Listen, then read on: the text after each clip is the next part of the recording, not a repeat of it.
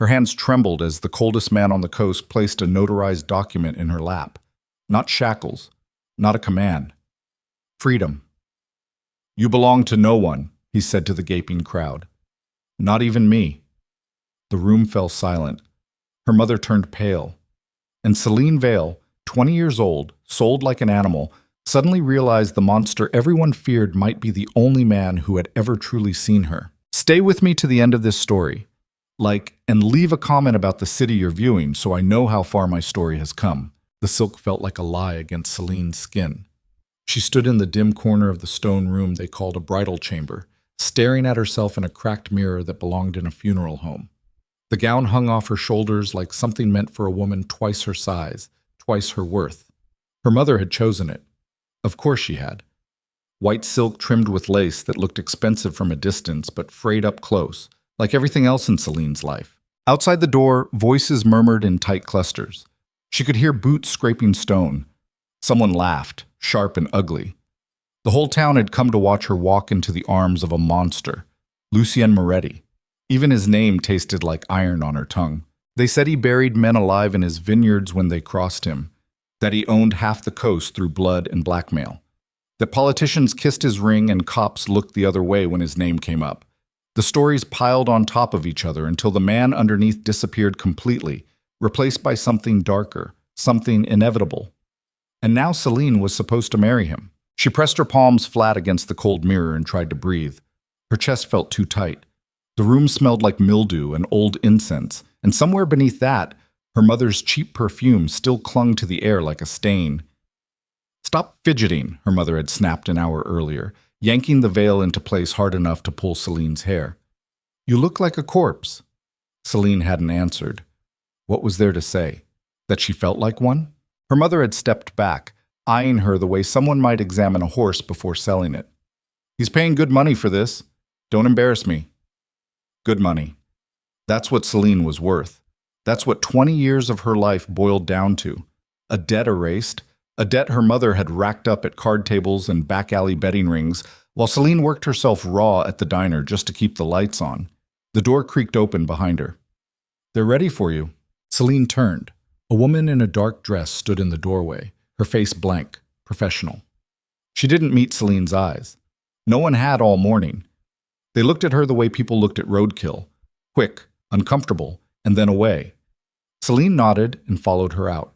The corridor stretched long and cold, lined with stone pillars that climbed toward vaulted ceilings lost in shadow.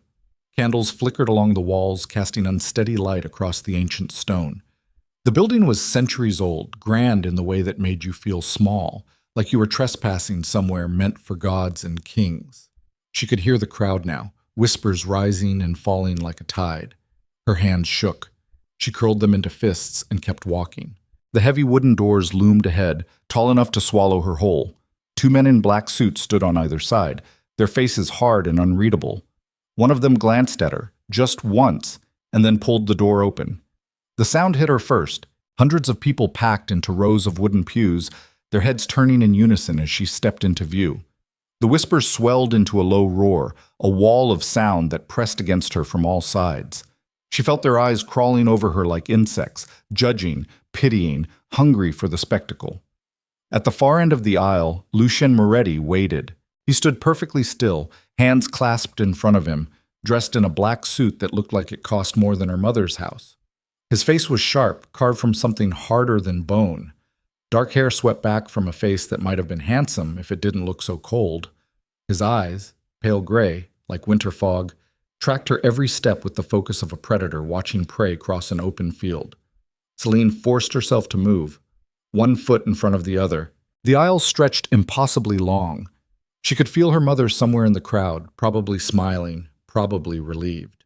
The woman who'd spent 20 years treating Celine like an inconvenience was finally free of her. Halfway down the aisle, Celine's heel caught on the hem of the gown.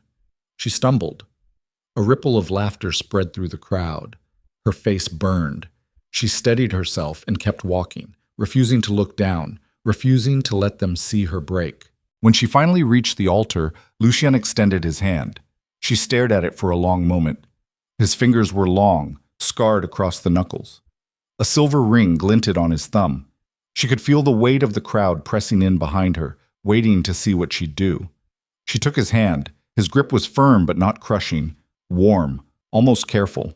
He leaned in slightly, just enough that only she could hear. "Breathe," he said quietly. His voice was low, rough around the edges. "You're shaking." She hadn't realized. The officiant began speaking, his voice droning through words Celine barely heard.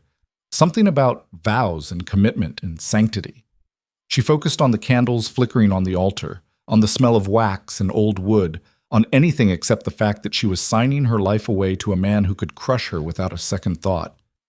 "Do you, Celine Vale, take this man?" "I do." Her voice came out flat. "Dead." The officiant blinked, thrown off rhythm, then turned to Lucien. "And do you?" "I do." No hesitation, no emotion, just two words that sealed her fate. "Then by the power vested in me." Lucien raised a hand. The officiant stopped mid-sentence. The crowd shifted, uneasy. Celine's heart kicked against her ribs. Lucien reached into his jacket and pulled out a folded document. He held it out to her, and for a moment she just stared at it. Thick paper, cream-colored, sealed with a notary stamp at the bottom. "What is this?" she whispered. "Read it." She unfolded the document with trembling fingers. The words swam in front of her eyes at first, incomprehensible legal jargon packed into tight paragraphs. But as she read, certain phrases leapt out. Absolute termination clause, no financial obligation. Freedom to leave at any time without penalty, restriction, or repercussion. Her breath caught. "What?" Lucien's voice cut through the silence, loud enough for the entire room to hear. "This is a legally binding contract guaranteeing your complete freedom. You can walk away from this marriage whenever you choose. No strings, no debt, no consequences." The crowd erupted. Voices rose in shock, confusion, outrage. Someone shouted a question. Someone else laughed in disbelief. The officiant stared at Lucien like he'd just pulled a gun. Celine couldn't move. Her mind reeled, trying to make sense of what was happening. Lucien turned to face the crowd, his expression unreadable. "You all came here thinking you'd watch me claim something that belonged to me." His voice carried across the room like a blade. "You were wrong."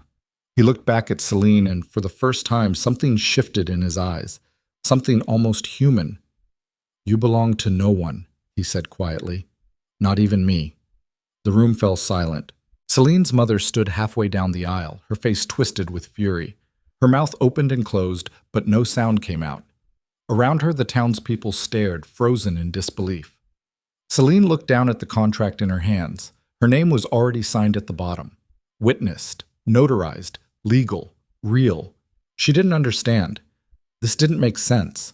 Men like Lucien Moretti didn't hand out freedom like party favors. They took. They controlled.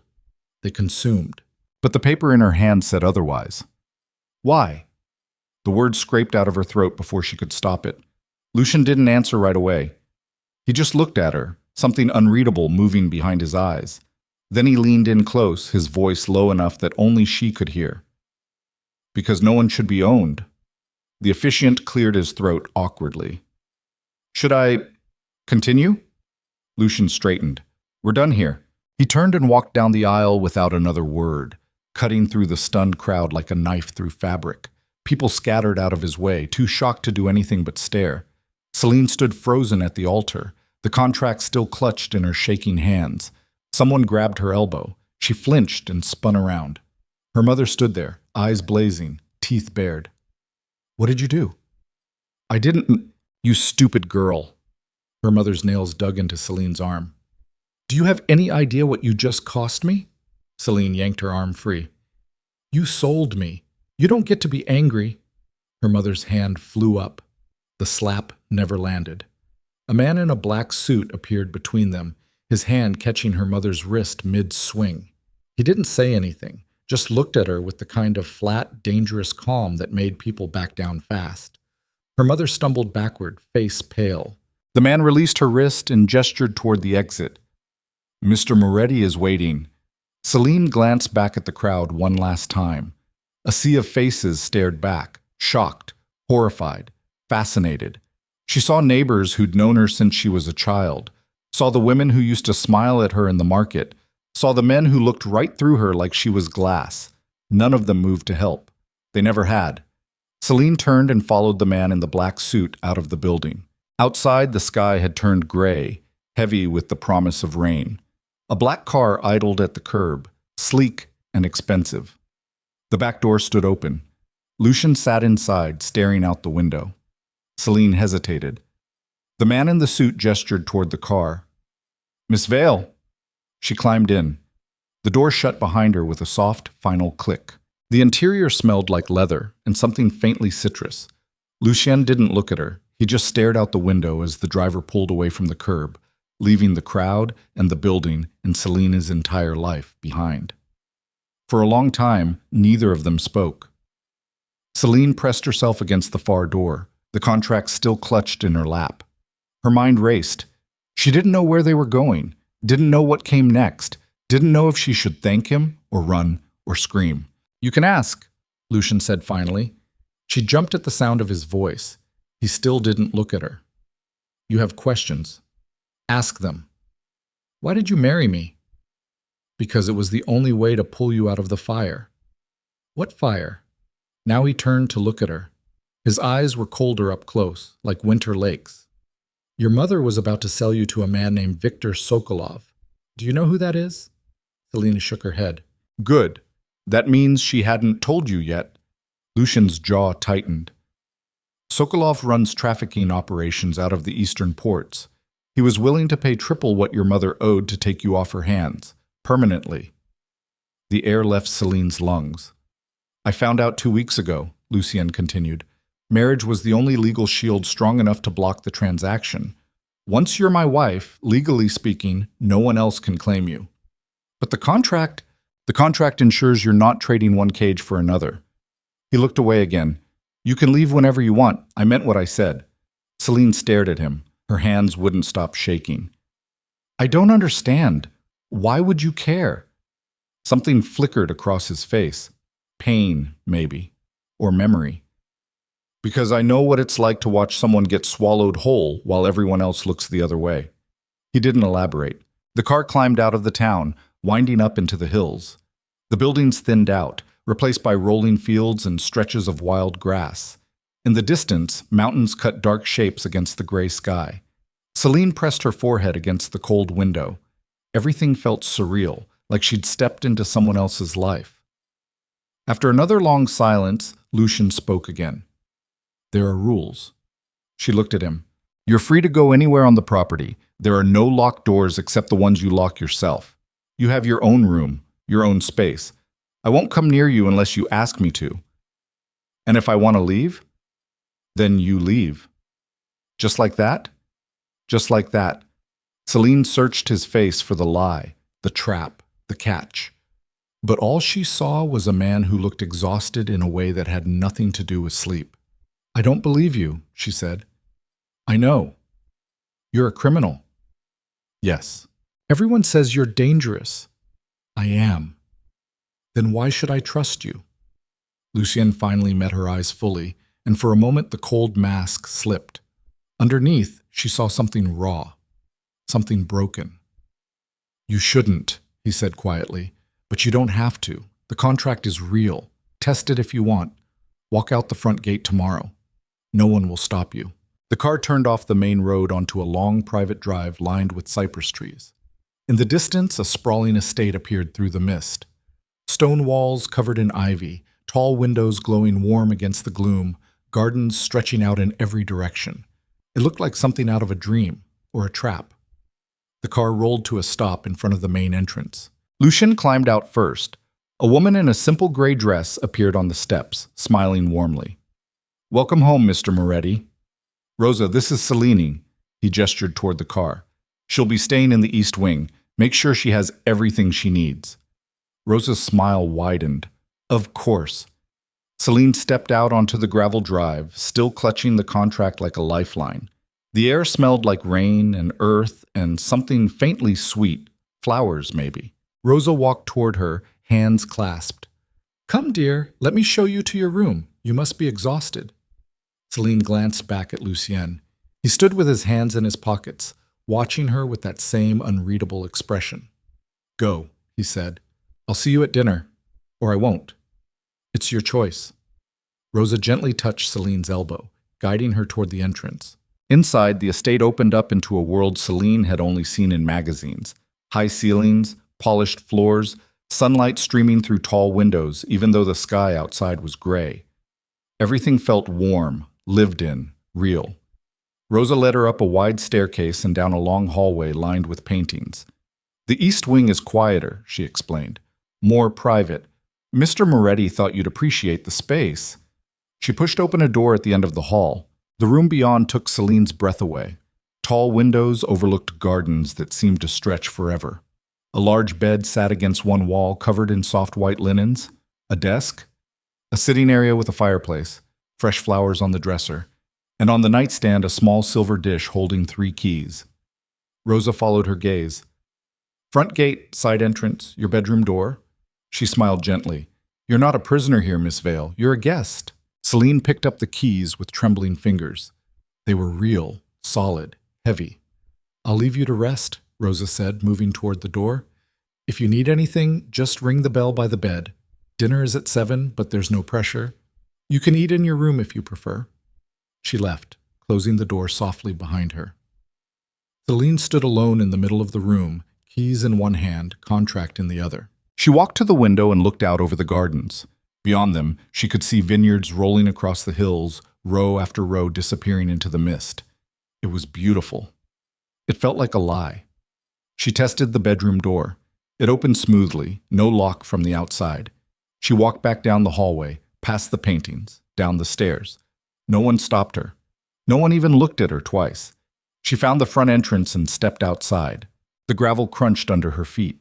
The air smelled like coming rain. In the distance, she could see the front gate. Tall iron bars standing open, the road beyond disappearing into the hills. She could walk through it right now. Just keep walking, hitch a ride into the next town. Disappear. The contract said she could. Lucienne said she could. But where would she go? Back to the town that sold her? Back to the mother who hated her? Back to the diner where men grabbed her wrist and called her sweetheart while leaving pocket change for tips? Celine stood at the edge of the gravel drive, staring at the open gate. Thunder rumbled in the distance. The first drops of rain began to fall. She turned and walked back inside. What? Dinner was served in a room that felt too large for 2 people. Celine sat at one end of a long wooden table, Lucienne at the other. Candles flickered between them, casting unsteady shadows across the walls. Rosa had brought out roasted chicken, fresh bread, vegetables glazed with butter and herbs. The kind of meal Celine used to dream about when she was eating day-old fries in the diner's back room. She picked at her plate, too nervous to eat. Lucien ate in silence, his movements precise and controlled.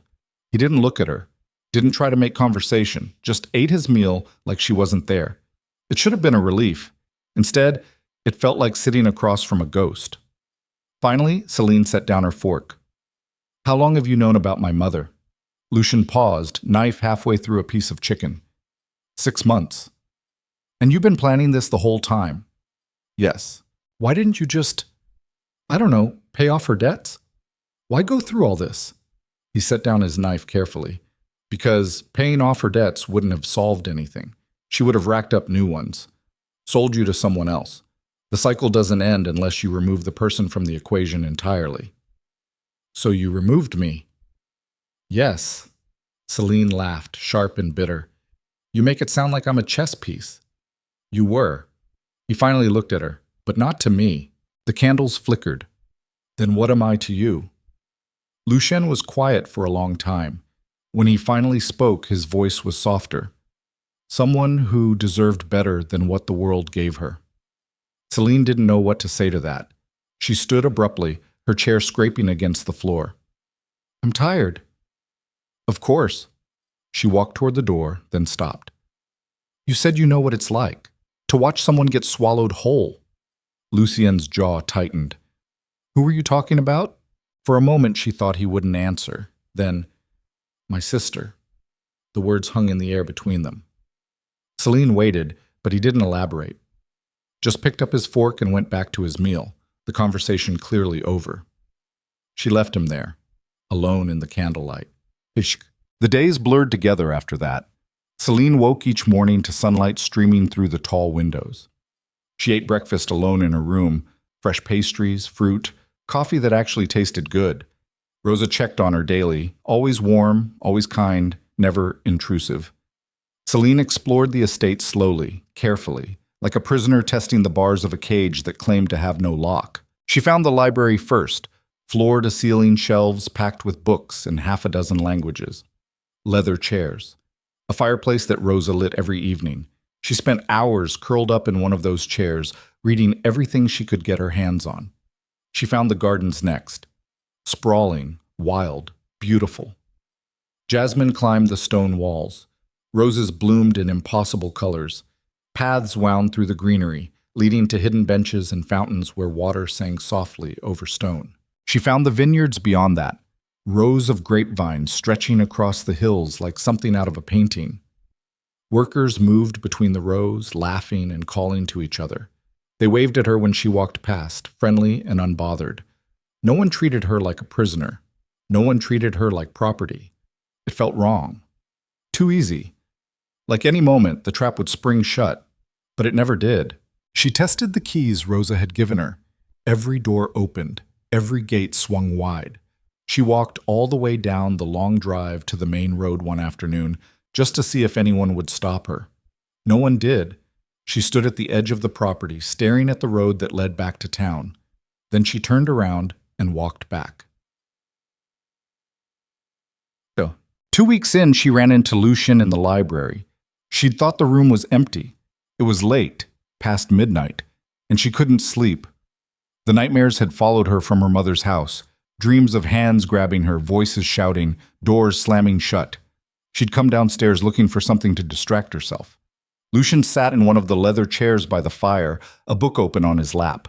He looked up when she entered, surprise flickering across his face. "I'm sorry," Celine said quickly. "I didn't know you were—" "It's fine." He closed the book. "Can't sleep?" She shook her head. He gestured to the chair across from him. "Sit, if you want." She hesitated, then sat. The fire crackled between them. For a while, neither spoke. "You don't have to be afraid of me," Lucien said finally. "I'm not." He raised an eyebrow. "Okay," Celine admitted. "Maybe a little." "Good. Fear keeps you smart." "That's not reassuring." He almost smiled. "Almost. I'm not trying to reassure you. I'm trying to be honest." Celine pulled her knees up to her chest. "Everyone in town says you're a monster." "I am."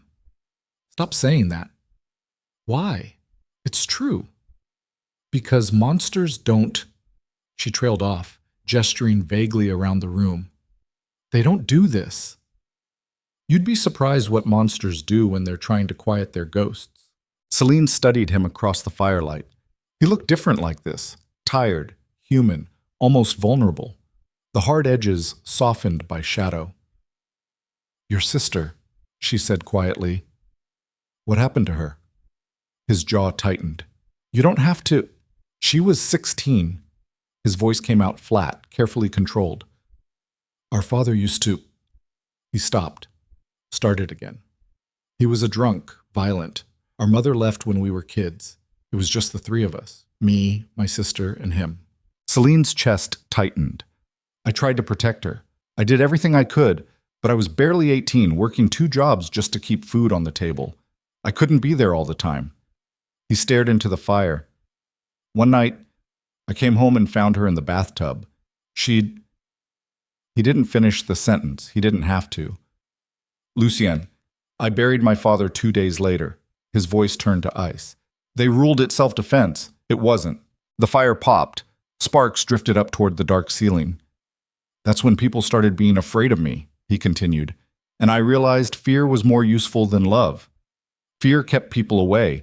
Fear meant no one else would get close enough to hurt the way she hurt." Celine's throat burned. "I'm sorry." "Don't be. It was a long time ago." "That doesn't make it hurt less." He looked at her then, really looked at her, and something in his expression cracked. "No, it doesn't."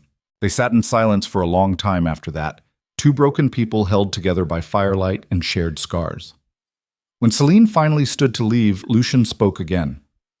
"The nightmares," he said. Do they get better? She paused at the door. I don't know yet. Let me know when you find out. She left him there, staring into the flames like they held answers he'd been searching for his entire life. Bishkek. The nightmares didn't stop. But slowly, over the following weeks, something else did. Celine stopped flinching when Rosa touched her shoulder, stopped checking the locks on her door 3 times before bed, stopped waiting for the other shoe to drop. She started joining Lucien for dinner. Not every night, but some nights. They didn't talk much at first, just ate in companionable silence.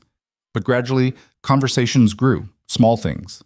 Books they'd read, places they'd been, the weather. One night, Lucien asked her what she wanted to do with her life. Celine blinked. What? You're free now. You can do anything. What do you want? No one had ever asked her that before. She thought about it for a long time. I don't know. I've never had the luxury of wanting things. You have it now. The idea felt strange, foreign, like trying on clothes that didn't fit. I'll think about it, she said finally. Take your time. 2 months after the wedding, Celine woke to find a letter slipped under her door. She recognized her mother's handwriting immediately. Her hand shook as she opened it. The letter was short, vicious. Her mother demanded money, claimed Celine owed her for all the years she'd wasted raising her, threatened to come to the estate and expose Lucien's kidnapping. Celine crumpled the letter and threw it in the fireplace. She watched it burn, feeling nothing. That night at dinner, she told Lucien about it. He listened without interrupting, his expression unreadable. She can't hurt you anymore, he said when she finished. I know. Do you? Celine looked down at her hands. I'm trying to believe that. That's enough. She looked up. Is it? For now. Something shifted in her chest, a knot loosening. Not gone, but looser. She reached across the table. Lucien stared at her outstretched hand for a long moment, surprise flickering across his face. Then he took it. His palm was warm, scarred, steady. They sat like that until the candles burned low, 2 people learning to trust the quiet spaces between words. And for the first time since the wedding, Celine thought maybe, just maybe, she wasn't trapped after all. Maybe she was exactly where she chose to be. The first crack appeared on a Tuesday morning, 3 weeks after Celine had taken Lucien's hand at dinner. She woke to voices outside her window, angry, low, urgent. She pulled on a robe and crossed to the glass. Below, in the courtyard, Lucien stood facing 3 men in expensive suits. One of them was shouting, jabbing his finger toward Lucien's chest. Lucien's expression was carved from ice. The man shoved him. Lucien didn't move, didn't react, just stood there absorbing it like he'd been hit 1,000 times before, and this was nothing new. One of Lucien's own men stepped forward, hand moving toward his jacket. Lucien raised a hand, stopping him. The suited man spat something Celine couldn't hear, then turned and walked away, his companions following. They climbed into a black Mercedes and tore down the drive, gravel spraying. Lucien stood alone in the courtyard for a long moment, shoulders tight, hands curled into fists. Then he saw her in the window. Their eyes met. He turned and walked into the house without a word. Celine found him 20 minutes later in his study, pouring whiskey, even though it wasn't even 9 in the morning. His knuckles were white around the glass. What was that about? She asked from the doorway. Business. That didn't look like business. That looked personal. Same thing in my world. She stepped inside and closed the door. Talk to me. There's nothing to talk about. Lucien, I said there's nothing to talk about. His voice came out sharper than she'd ever heard it. This is my problem, not yours. The words hit like a slap. Celine felt something cold settle in her chest. I thought we were past this, past you deciding what I do and don't need to know. This is different. How? He drained the whiskey in one swallow and poured another. Because this is the part of my life that gets people killed. And I'm not dragging you into it. I'm already in it. I married you, remember? That was supposed to protect you, not make you a target. Too late. She crossed her arms. Who were those men? Celine. Who were they? Lucien's jaw tightened. For a moment she thought he wouldn't answer. Then he sighed, the sound exhausted and defeated. associates of Viktor Sokolov. The name made her stomach drop. I thought he was dead? He is, but his organization isn't, and they think I owe them for the deal that fell through. He laughed bitterly. Turns out when you refuse to deliver human cargo, people get upset. What do they want? Money. A lot of it. Compensation for what they claim was a guaranteed transaction. How much? 2 million. Celine's breath caught. Do you have it? No. Most of my assets are tied up in the estate, the vineyards. I'd have to sell everything to come up with that kind of cash. So what are you going to do? Lucien looked at her, and for the first time since she'd known him, she saw genuine fear in his eyes.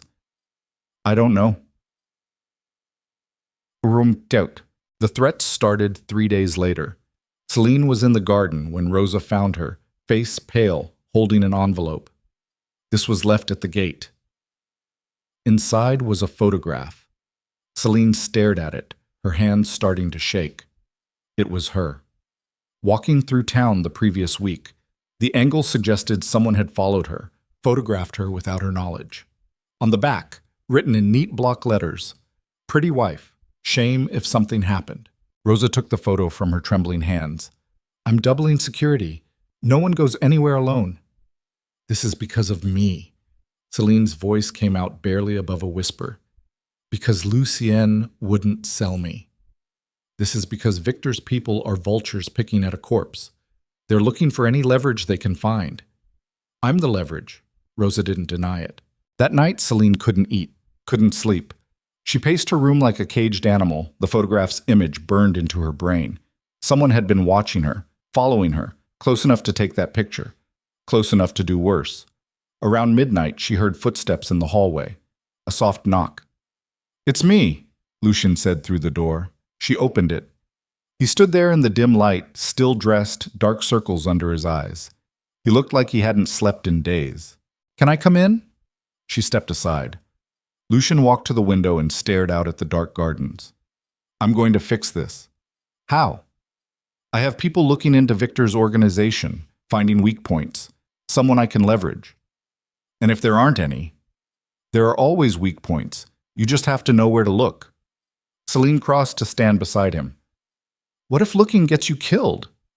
Then at least you'll be safe. That's not funny. I'm not joking. He turned to face her. I meant what I said at the wedding. You're free. If things get worse, if this escalates, you take that contract and you disappear. Rosa has accounts set up, money, new identity, everything you need. I'm not running. Celine, I said I'm not running. Her voice turned sharp.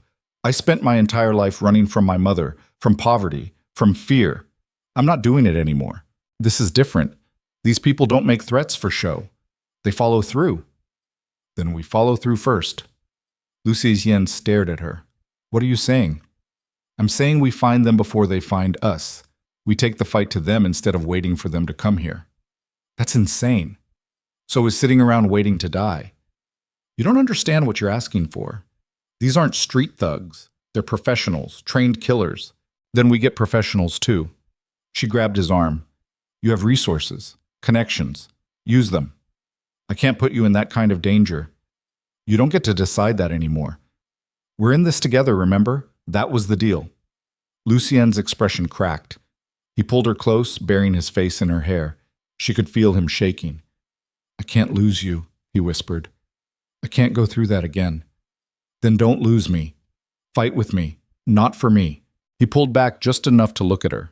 In the dim light, his eyes were wet. You're terrifying, you know that? I learned from the best. Despite everything, he smiled. Then he kissed her like she was the only thing keeping him tethered to earth. The plan came together over the next 2 weeks. Rosa's contacts traced Victor's organization to a warehouse district on the coast. The same men who'd confronted Lucien were using it as a base of operations. Moving product, laundering money, all the infrastructure Victor had built, now being run by his former lieutenants. We hit them where it hurts, Rosa explained, spreading blueprints across Lucien's desk. Take out their supply lines, their cash flow. Make it too expensive to keep coming after us. That'll just make them angrier, one of Lucien's men said. Good. Angry people make mistakes. Celine studied the blueprints. How many people work there? During the day? Maybe 20. At night? Half that. So we go at night. We're not going at all. Lucian's voice was firm. My men handle this. You stay here. Like hell. Celine, if I stay here, I'm a sitting target. At least if I'm with you, I can watch my own back. She has a point, Rosa said. Lucien glared at her. You're not helping. I'm being practical. Celine's right. Leaving her here makes her vulnerable. At least if she's with us, we know where she is. I don't like this. You don't have to like it. Celine leaned forward. You just have to accept it. They stared at each other across the desk. Finally, Lucien looked away first. Fine, but you stay in the car. The second things go wrong, you drive away. No arguments. No arguments, Celine agreed. She was lying. They both knew it. The warehouse district looked different at night, darker, more industrial, the kind of place where bad things happened and nobody asked questions. Celine sat in the back of a black SUV, wedged between two of Lucien's men. Both were armed. Both looked like they'd done this 100 times before. Lucien sat in the front passenger seat, talking quietly into a radio. Around them, 3 more vehicles idled in the shadows, engines running, lights off. Team 2 in position, a voice crackled through the radio. Team 3 ready. Lucien keyed his mic. Remember, we're here to send a message, not start a war. Get in, destroy their product, get out, clean and fast. A chorus of affirmatives. Lucien looked back at Celine. Last chance to change your mind. Not a chance. He held her gaze for a long moment, then nodded. Let's go. The vehicles rolled forward slowly, headlights still off, moving through the industrial maze like predators stalking prey. They stopped 2 blocks from the warehouse. Lucien's men piled out, moving with practiced efficiency. Black clothes, masks, weapons held low and ready. Celine watched them disappear into the shadows. Then she waited. The minutes crawled by like hours. She checked her watch. 5 minutes, 10, 15. Nothing.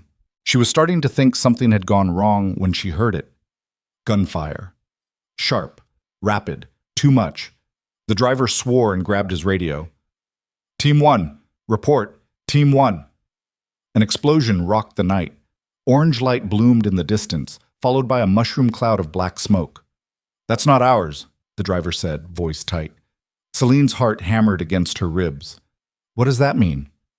It means they were waiting for us. More gunfire, closer now. She could see muzzle flashes between buildings. The driver threw the SUV into reverse. We need to go, now. What about Lucien? Ma'am, I said what about Lucien? A figure burst from an alley, running hard. Behind him, 3 more. They were being chased. The driver recognized one of them and slammed on the brakes. The door flew open. 2 of Lucien's men dove inside, both bleeding, both gasping for air. Where's Lucien?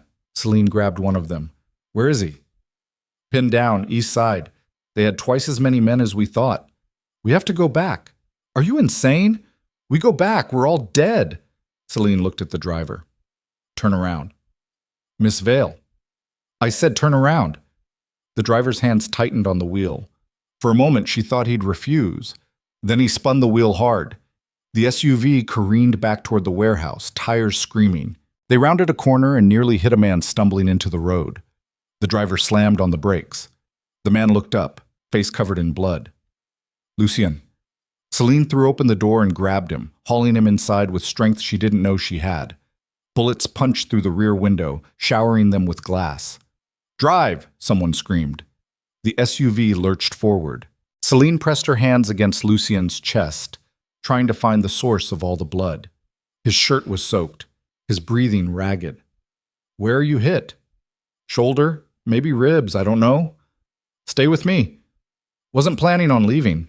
More gunfire chased them. The driver weaved between buildings, taking corners too fast, barely avoiding crashes. Finally, they hit the main road and opened up the throttle. The warehouse district disappeared behind them, swallowed by distance and darkness. Celine kept pressure on Lucien's shoulder, her hands slick with his blood. You're an idiot, she said, voice shaking. Probably. This was supposed to be clean and fast. Plans change. You almost died, but I didn't. He grabbed her hand, blood and all. Because you came back for me. You would have done the same. Yeah, I would have. They looked at each other in the dim light of the speeding vehicle. Then Lucien's eyes rolled back and he passed out. Drive faster, Celine told the driver. He did. The bullet had gone clean through Lucien's shoulder. The Dr. Rosa called, a man with steady hands and no questions, extracted it in Lucien's study while Celine watched. No anesthetic, just whiskey and leather to bite down on. Lucien didn't scream, just gripped the arms of his chair hard enough to crack the wood. When it was over, the doctor bandaged him up and left instructions for pain medication and infection prevention. You're lucky, he told Lucien. Another inch to the right, and you'd be bleeding out in a morgue. I'll try to remember that next time. The doctor shook his head and packed up his supplies. After he left, Celine and Lucien sat alone in the study. Dawn was creeping through the windows, painting everything in shades of gray and gold. How many did we lose? Lucien asked quietly. 2 confirmed dead, 3 wounded. Rosa's voice came from the doorway. She looked exhausted. The warehouse is gone. Burned to the ground.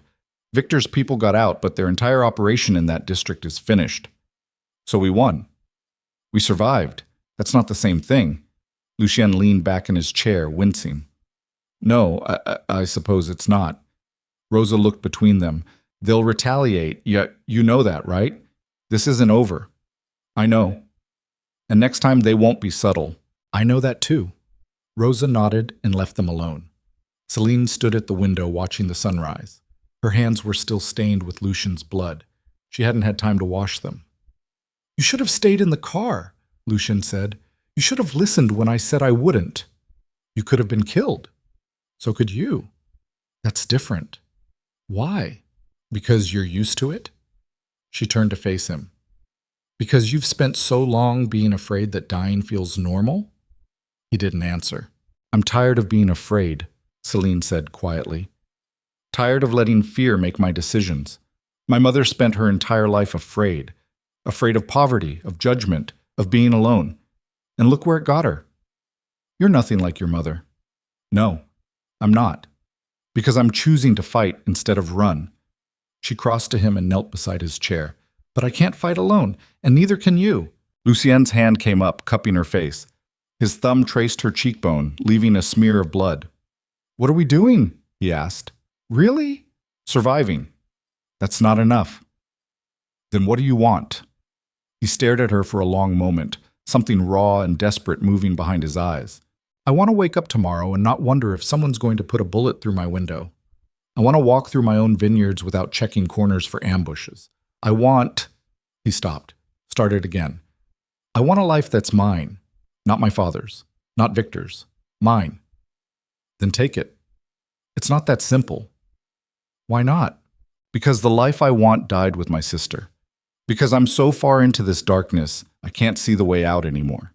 His voice cracked. Because I'm terrified that if I try to be anything other than the monster everyone thinks I am, I'll fail. And failing means losing everything, including you. Celine took his face in both hands, forcing him to look at her. You're not going to lose me, she said fiercely. Not to Victor's people. Not to fear. Not to anything. You hear me? You can't promise that. Watch me. She kissed him hard enough to hurt, tasting blood and whiskey and desperation. When she pulled back, both of them were breathing hard. I love you, she said. I don't know when it happened or how or why, but I do. And I'm not letting some dead man's organization take that away from us. Lucien stared at her like she'd just spoken in a language he'd forgotten how to understand. Then he pulled her into his lap, careful of his injured shoulder, and buried his face against her neck. She felt him shaking, felt the wetness of tears against her skin. I love you too, he whispered. God help me, I do. They held each other as the sun rose higher, as the house woke around them, as Rosa's men cleaned blood from the courtyard and repaired bullet holes in the vehicles. And somewhere in the city, Victor's remaining lieutenants counted their losses and planned their revenge. The letter arrived 4 days later. Celine found it slipped under her door while Lucien was downstairs meeting with Rosa. Plain white envelope. No return address. Inside was a single sheet of paper covered in tight handwriting. I know what you did.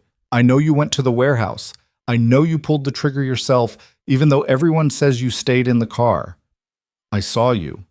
And unless you want everyone else to know what you really are, you'll meet me at the address below. Alone. Tomorrow at midnight. Come alone or I send proof to the police. Below that, an address on the south side of town. Celine's hands shook as she read it again. This was impossible. She hadn't pulled any trigger, hadn't fired any weapon. She'd stayed in the car exactly like she'd promised. Except she remembered the chaos, the noise, the confusion when Lucien stumbled into the street bleeding. There had been a moment, just a split second, when one of Victor's men had appeared at the window, gun raised, aimed at Lucien's head, and Celine had grabbed the nearest weapon and fired without thinking. The man had dropped. She thought it was one of Lucien's men who'd shot him. In the chaos and terror, she hadn't processed that it was her, that she'd killed someone for the second time in her life, but someone had seen, someone knew. Celine stared at the letter until the words blurred. If she told Lucien, he'd lock down the entire estate. He'd hunt whoever sent this until he found them. He'd start another war. More people would die. Or she could go alone, find out what they wanted, maybe buy them off, maybe end this quietly. She looked at the address again. A warehouse district. Not the same one they'd hit, but close. Everything in her screamed that this was a trap. But what choice did she have? She folded the letter and slipped it into her pocket. Tomorrow at midnight. Alone. Hoik. Celine spent the next day in a fog. She smiled when Rosa asked how she was feeling, ate dinner with Lucien and pretended everything was fine, laughed at his terrible jokes and held his hand across the table. All the while, the letter burned in her pocket like a live coal. At 11:30 that night, she slipped out of bed. Lucien was asleep, finally, exhausted from pain medication and healing ribs. He didn't stir when she dressed in dark clothes and grabbed the keys to one of the smaller cars. She left a note on her pillow. Couldn't sleep. Went for a drive. Back soon. Don't worry, short, simple, a complete lie. The drive into town took 20 minutes. The streets were empty. Most people safe in their homes, doors locked, pretending the darkness outside wasn't real. The address led to an abandoned factory on the edge of the industrial district. Rusted metal, broken windows. The kind of place where screams wouldn't carry. Celine parked a block away and approached on foot. The factory's main door stood open. She stepped inside. The interior was vast and empty. Moonlight streamed through holes in the roof, creating pools of silver light across the concrete floor. Industrial equipment lay scattered like the bones of some ancient beast. "Hello?" Her voice echoed. Footsteps scraped behind her. Celine spun. A man emerged from the shadows, tall, thin, wearing a dark suit that looked expensive even in the dim light. His face was familiar. She'd seen him before. In photographs Rosa had shown her, in files documenting Victor's organization.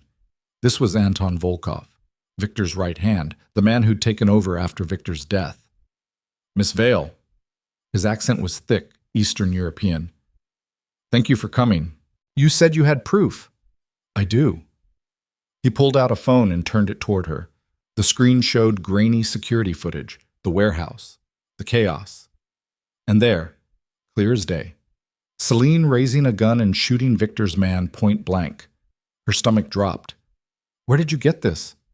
"Security cameras. Your people missed one when they destroyed the warehouse." Anton's smile was cold, sloppy.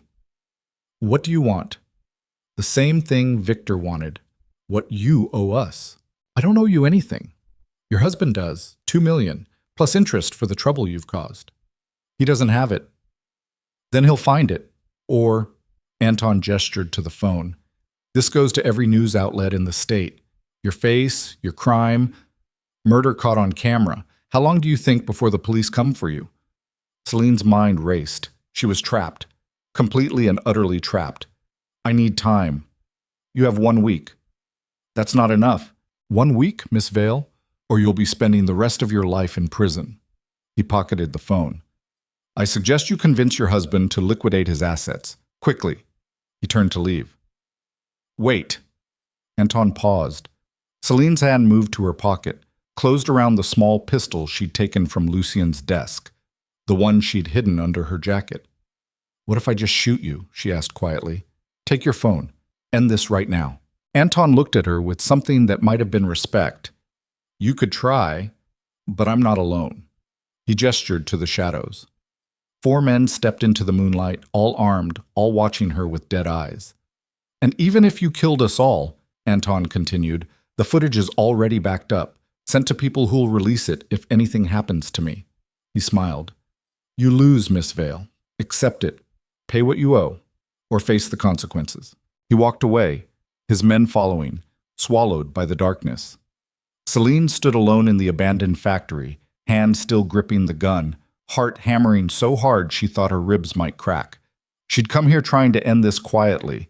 Instead, she just made everything infinitely worse. She drove back to the estate in a daze. The sun was starting to rise by the time she parked. She sat in the car for a long time, trying to figure out what to do.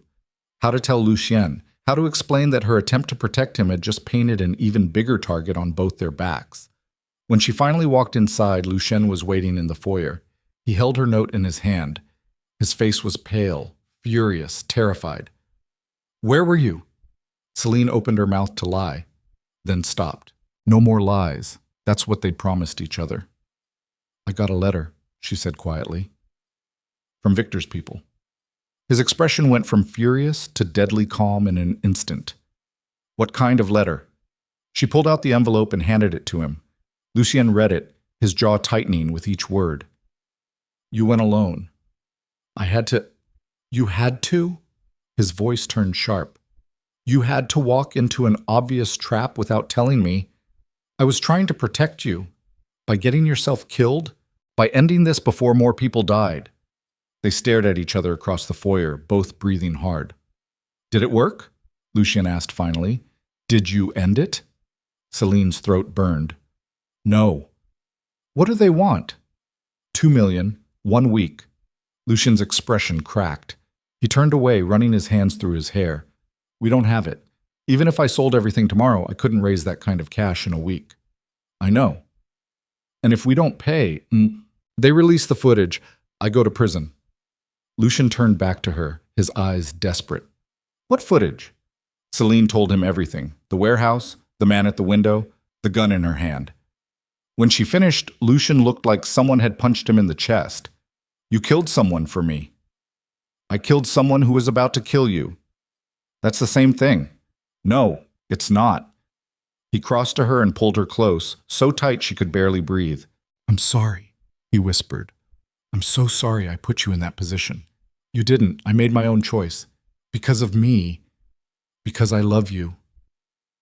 They held each other as the sun rose higher, as the reality of their situation settled over them like ash. Finally, Lucien pulled back. There's only one way out of this, he said. What? His eyes were cold, hard. The monster she'd glimpsed once before, clawing its way back to the surface. We kill them, he said simply. All of them, before they can release anything. Celine's blood turned to ice. Lucien, it's the only way. Anton, his men, everyone who knows about that footage. We end them permanently. That's insane. It's survival. It's murder. It's war. And in war, you do what you have to do to protect the people you love. He turned and walked toward his study, already pulling out his phone, already making calls. Celine stood alone in the foyer watching him disappear, and she realized with a clarity that made her stomach turn that they'd just crossed a line. The point of no return, where survival stopped being about protection and started being about revenge, where the only way forward was through blood. And as she followed Lucien into his study, as she listened to him give orders in that cold, dead voice, as she felt herself being pulled deeper into darkness with every passing second, Celine understood something terrible. They were no longer trying to escape the monster's world. They were becoming the monsters themselves. And there was no going back.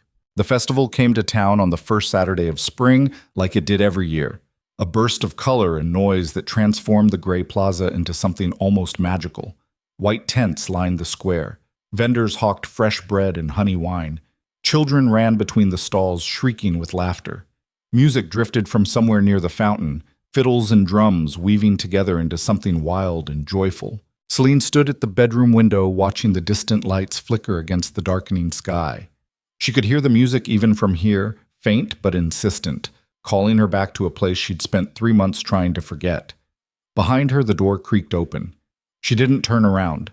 She knew his footsteps by now, measured, careful, like everything else about him. "You're thinking about going," Lucien said. It wasn't a question. Celine pressed her palm against the cold glass. "I shouldn't want to. They sold me. They watched my mother destroy me and did nothing.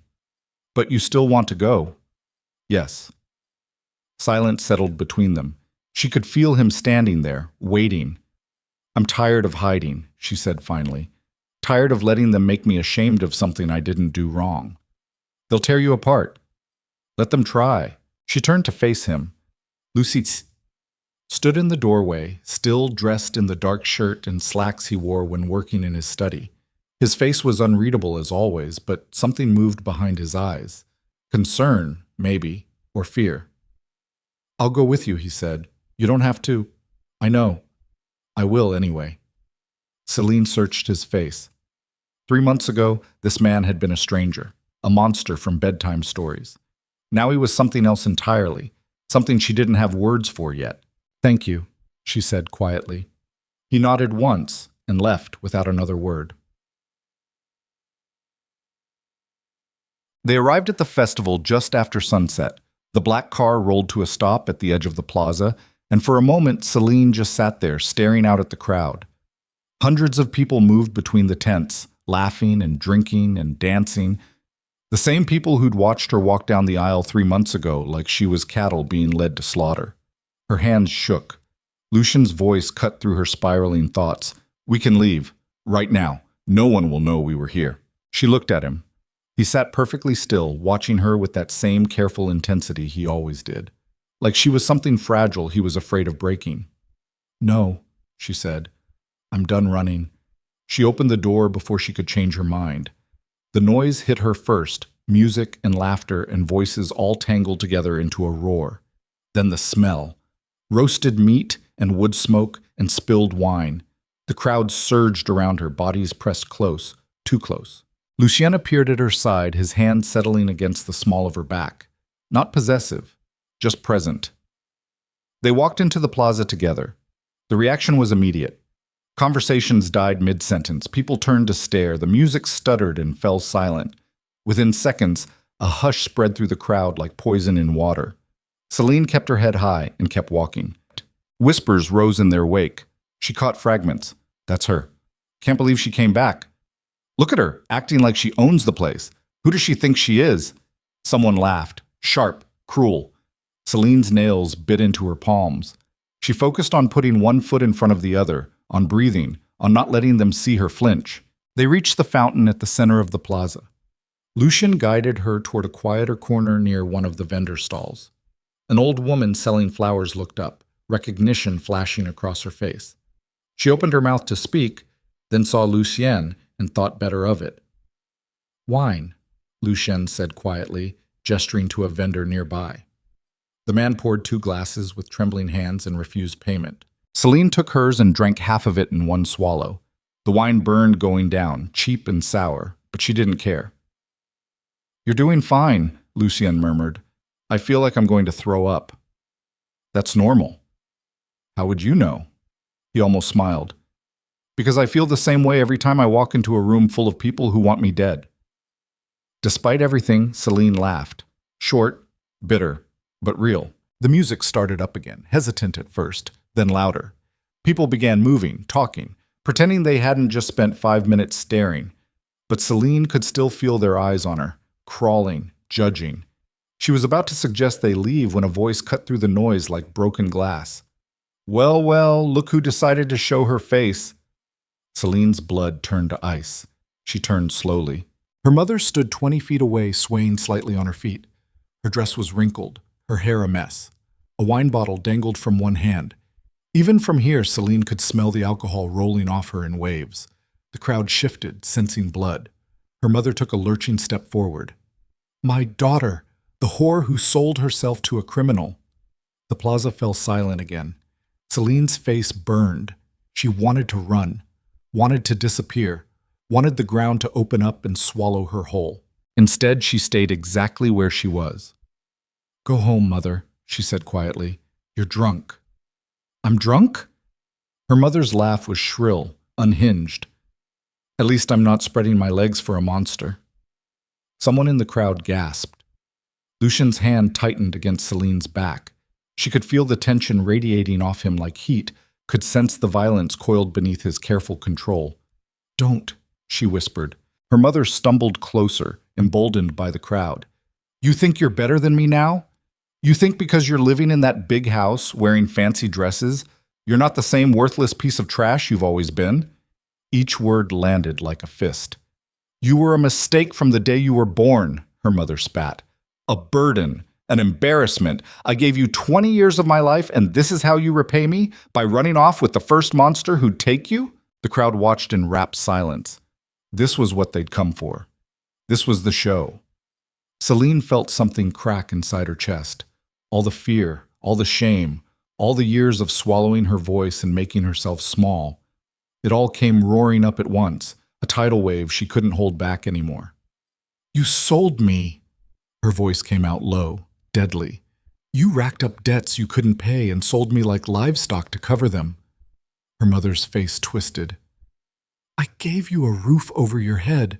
"You gave me nothing." Celine took a step forward. "You spent my entire childhood telling me I was worthless. You took every penny I earned at the diner and gambled it away. You were going to sell me to a trafficker to settle your debts." A ripple of shock moved through the crowd. Her mother's face went pale. "That's a lie." "It's not." Lucien's voice cut through the plaza like thunder. He stepped forward, his presence commanding instant silence. "Viktor Sokolov paid you 15,000 to take your daughter across the border. I have the receipts. I have the messages. I have everything." He pulled a folded document from his jacket and held it up for the crowd to see. "This is the contract Celine's mother signed, selling her own daughter to a known human trafficker." His voice carried across the plaza, cold and precise. Marriage was the only legal way to void the transaction and keep Celine out of Sokolov's hands. The crowd erupted. Voices rose in shock, disbelief, outrage. People pushed forward, trying to see the document. Celine's mother stumbled backward, her face crumbling. "That's not... I didn't..." "You did." Lucien's eyes were ice. "And everyone here knows it now." He turned to face the crowd, his expression carved from stone. "You all stood there 3 months ago watching this woman sell her daughter and did nothing. You gossiped, you judged, you treated Celine like she was the criminal." His voice dropped, dangerous and quiet. "But she was never my prisoner. She stays because she chooses to." He looked at Celine. Their eyes met across the space between them. And in that moment, something fundamental shifted. Celine felt the weight of the crowd's attention swing away from her and toward her mother. Felt the judgment she'd carried her entire life finally settle where it belonged. She wasn't the one who should be ashamed. She never had been. Lucien extended his hand. Celine took it. His fingers closed around hers. Warm, steady, real. They walked through the silent crowd together, leaving her mother collapsed by the fountain, leaving the whispers and the stares and the ghosts of her childhood behind. When they reached the car, Celine's legs finally gave out. She sank against the door, shaking so hard her teeth rattled. Lucien caught her before she hit the ground, his arms wrapping around her carefully, like she was something precious. "I've got you," he murmured. "You're safe." She buried her face against his chest and finally let herself fall apart. Debts. The nightmares came back that night worse than ever. Celine woke gasping, tangled in sweat-soaked sheets, her mother's voice still echoing in her ears. Worthless, burden, mistake. She stumbled out of bed and down the hallway, not thinking, just moving. Her feet carried her to the library without conscious thought. Lucien sat in his usual chair by the fire, still dressed, a glass of amber liquid in his hand. He looked up when she appeared in the doorway, surprise flickering across his face. "Can't sleep?" he asked quietly. She shook her head, not trusting her voice. He set down his glass and gestured to the chair across from him. Celine sank into it, pulling her knees to her chest. The fire crackled between them, warm and familiar. For a long time, neither of them spoke. "Thank you," Celine said finally, "for what you did tonight. I didn't do it for gratitude." "Why did you do it?" Lucien stared into the fire. "Because you deserve to hear someone tell the truth for once. She'll never forgive me." "Good. She doesn't deserve your forgiveness." Celine wiped her eyes. "I keep waiting to feel different, free, but I just feel empty." "That's grief," Lucien said quietly. "You're mourning the mother you should have had, the childhood you deserved. It takes time." "How long?" "I don't know. I'll let you know when I'm done." Despite everything, Celine smiled. They sat in silence for a while longer. The fire burned low. Outside, thunder rumbled in the distance, promising rain. "Can I ask you something?" Celine said. "Always." "Why did you really save me? And don't say it's because of your sister." Lucien was quiet for so long she thought he wouldn't answer. Then, "Because I saw you working at that diner 6 months before the wedding. You smiled at everyone who came through the door, even though they treated you like dirt. You worked double shifts and gave your tips to the dishwasher's kid who needed medicine. You made the world softer, even though it had never been soft to you." He finally looked at her. "And I thought, if someone like that gets swallowed by the dark, then there's no point to any of this. All the power, all the money, all the fear. It's worthless if it can't protect the things worth saving." Celine's breath caught. "You weren't saving me," she whispered. "You were saving yourself." Something raw flickered across his face. "Maybe." The thunder grew closer. Rain began pattering against the windows. Celine stood. Lucien tensed, watching her carefully. She crossed the space between them and knelt beside his chair. His eyes widened. "Celine, I'm choosing this," she said quietly. "I need you to know that. I'm choosing you, not because I'm grateful, not because I owe you, because I want to." "You don't know what you're saying." "I do. I'm not a good man. I don't want a good man. I want you." Lucien stared at her like she'd just spoken a language he didn't understand. His hand came up, hesitant, and touched her face with the kind of gentleness that belonged to someone who'd forgotten they were capable of it. "I don't know how to do this," he whispered. "Neither do I." "I'll hurt you. Eventually I'll—" Celine pressed her fingers against his lips, silencing him. "Then we'll figure it out together." The storm broke outside, rain hammering against the windows. Lightning split the sky. Lucien pulled her up into his lap, his arms wrapping around her like he was afraid she'd disappear if he let go. She buried her face against his neck, breathing him in, smoke and cedar and something darker underneath. "Stay," he murmured against her hair. "I'm not going anywhere." He kissed her then, soft at first, careful, like he was learning how to be gentle all over again. Celine kissed him back, pouring everything she couldn't say into it, all the fear and longing and desperate, terrifying hope. When they finally pulled apart, both breathing hard, Lucien pressed his forehead against hers. "I'm going to disappoint you," he said. "Probably. I'm going to make mistakes. So will I. Lucien." She looked him in the eyes. "Shut up and kiss me again." He did. Outside, the storm raged. Lightning flashed. Thunder shook the windows. Inside, 2 broken people finally stopped running from the thing they'd been afraid to want. Doug. The next 3 weeks felt like something out of a dream. Celine woke each morning to find Lucien already gone, off dealing with whatever dark business kept his empire running. But he always left coffee on her nightstand, always left a note telling her when he'd be back. They had dinner together every night. Sometimes they talked for hours. Sometimes they sat in comfortable silence. Sometimes Lucien would reach across the table and take her hand just to remind himself she was real. He touched her like she was made of glass, like he couldn't quite believe she'd chosen to stay. Celine started spending mornings in the vineyards learning the rhythms of the work from the men and women who tended the vines. They taught her how to check the grapes, how to read the soil, how to tell when a plant needed water just by looking at the leaves. She felt useful for the first time in her life. In the afternoons, she read in the library or walked through the gardens. Sometimes Rosa joined her, teaching her how to arrange flowers or bake bread. The estate began to feel less like a prison and more like a home. At night, Lucien would find her wherever she was, and they'd sit together watching the sunset paint the vineyards gold. He told her about his work in careful, measured doses. Never the details, never the violence, just enough that she understood the weight he carried. She told him about her childhood, about the mother who never wanted her, about the years spent making herself small and invisible just to survive. They learned each other slowly, carefully, like archaeologists uncovering something fragile and ancient. One evening, Lucien took her down to the wine cellar beneath the estate. The space was massive, stone walls lined with barrels and bottles that stretched back into shadow. The air smelled like oak and earth and time. "This is where it all started," Lucien said, running his hand along one of the barrels. "My grandfather built this place with his bare hands. It was legitimate back then, just wine, nothing else." "What changed?" "He died. My father inherited, and my father was—" Lucien's jaw tightened. "Different." He walked deeper into the cellar. Celine followed. "I spent my whole childhood down here," he continued, hiding from him. "The wine was just a front by then. The real business happened in back rooms and dark alleys." He stopped in front of an old wooden desk covered in dust.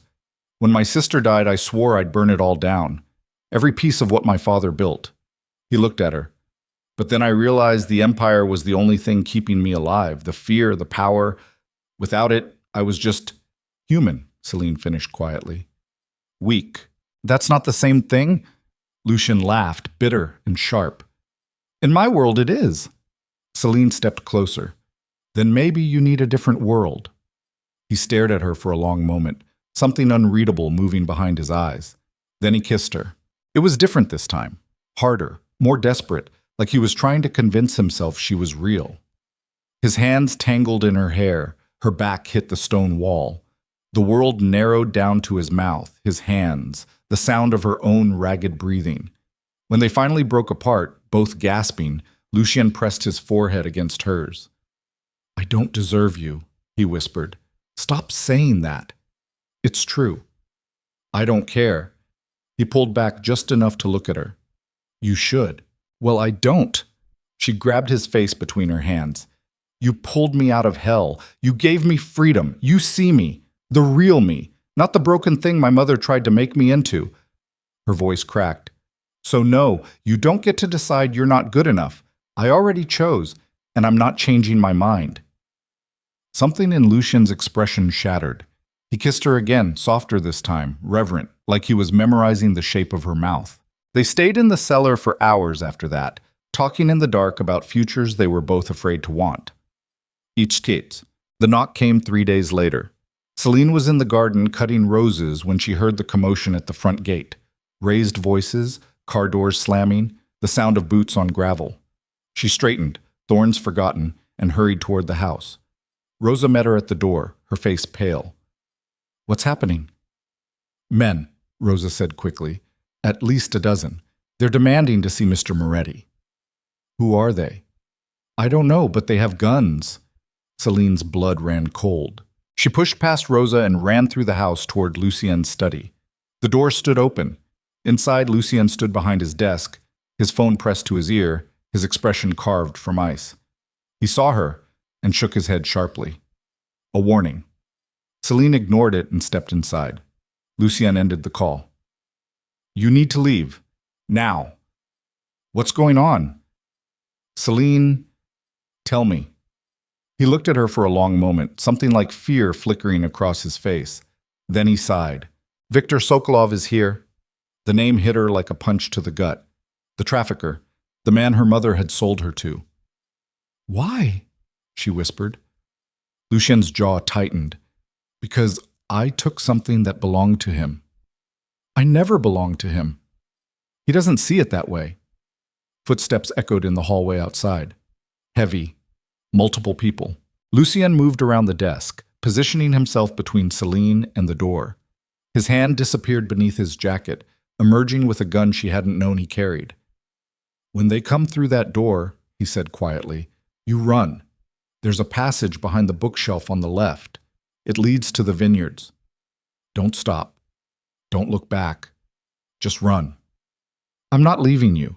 "Celine, I said I'm not leaving." The door burst open. 6 men flooded into the room, all armed, all wearing the kind of dead-eyed expressions that came from doing terrible things for money. They fanned out, cutting off every exit. Behind them, a 7th man entered. Viktor Sokolov was older than Celine expected. Mid-50s, gray hair slicked back, expensive suit. He looked like a businessman, like someone you'd see at a charity gala or corporate dinner. His eyes, when they landed on Celine, were empty, reptilian. "Well," he said, his accent thick and rolling. "There she is. My missing investment." Lucien raised the gun. "Get out of my house!" Victor smiled. "Your house? Interesting. Last I checked, this property sits on land I loaned your father money to buy 30 years ago. Land he never paid back." He pulled out a document and tossed it onto the desk. "The deed. Original loan documents. All legally binding. Your father owed me $3 million when he died. You inherited the debt along with the pretty vineyards." Lucien didn't move. "I don't owe you anything." "The courts will disagree." Victor's smile widened. "But I'm a reasonable man. Give me the girl, and we'll call it even. Otherwise," he gestured to his men, "we take the house, the land, everything." Celine felt the floor drop out from under her. "You're lying," she said. Victor's cold eyes slid to her. "Am I? Ask your husband. Ask him why he really married you. Ask him how much debt his father left behind." She looked at Lucien. His face had gone pale. "Lucien?" Her voice came out small. He wouldn't meet her eyes. "Oh, this is delicious." Victor laughed. "He didn't tell you. Of course he didn't." "Tell me what?" Celine's hands shook. Victor circled the desk slowly like a shark smelling blood. "Your dear husband was drowning in debt. His empire? Crumbling. One bad deal away from losing everything. And then he heard about a girl whose mother owed money to some very bad people, a girl who was about to be sold." He stopped directly in front of Celine. He saw an opportunity. Marry the girl, make himself look noble, then trade her to me in exchange for debt forgiveness and a percentage of my Eastern operations. "That's not," Lucien started. "I have the emails," Victor cut him off. "The negotiations, all of it." He pulled out his phone and turned it towards Celine. The screen showed an email chain, Lucien's name at the top, messages back and forth with Victor discussing terms, discussing her like she was cargo.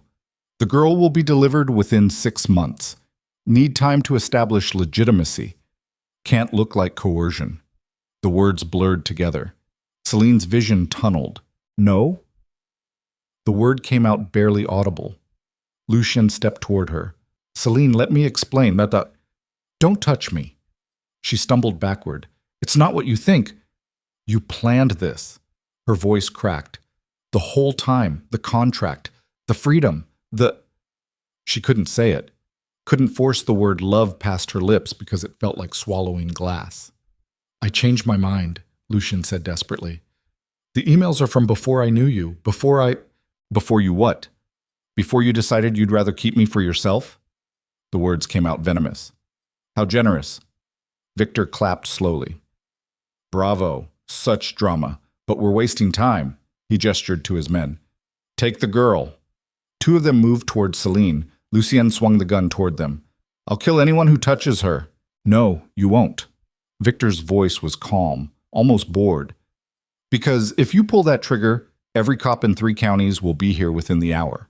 And I have documentation proving every illegal thing you've done for the last decade. You'll spend the rest of your life in prison." He smiled. "Or, you give me the girl, walk away clean, keep your precious vineyards. Everyone wins." "Everyone except me," Celine whispered. Victor shrugged. "Life's not fair, sweetheart." Celine looked at Lucien, really looked at him. He stood there with the gun shaking in his hand, his face twisted in anguish, and she realized she didn't know him at all. 3 months of careful conversation, 3 months of gentle touches and soft words. 3 months of thinking she'd finally found someone who saw her as more than a transaction. All of it a lie. "Put the gun down," she said quietly. Lucien's eyes widened. "What?" "I said put it down. Celine, I'm not letting them—" "You don't get a say anymore." Her voice turned to ice. "You lost that right the moment you started treating me like merchandise." She turned to Victor. What happens if I go with you? Celine, no! Lucien lurched forward. One of Victor's men slammed the butt of his gun into Lucien's temple. Lucien dropped like a stone. Celine screamed and started toward him, but strong hands grabbed her arms, holding her back. Victor crouched beside Lucien's unconscious form. He'll live, though he'll wish he hadn't when he wakes up and realizes what he lost. He stood and straightened his jacket. As for what happens to you, he smiled, well, you'll earn back every penny your mother owed, plus interest. It'll take a few years, but you seem strong. I'm sure you'll survive. The words hit her like ice water. This was it, the cage she'd spent her whole life running from, and it had been waiting for her the entire time, dressed up as salvation. Lucien groaned on the floor, blood trickling from his temple. Part of Celine wanted to spit on him. Part of her wanted to drop beside him and sob. Part of her wanted to grab the fallen gun and put a bullet through Victor's skull and keep firing until the whole nightmare stopped. Instead, she went perfectly still. The men holding her relaxed slightly, sensing her surrender. That was their mistake. Celine drove her elbow back into the nose of the man on her left. He screamed and let go. She spun, grabbed the gun from his belt, and had it pointed at Victor's head before anyone could react. Everyone stop moving, she said quietly. The room froze. Victor raised an eyebrow.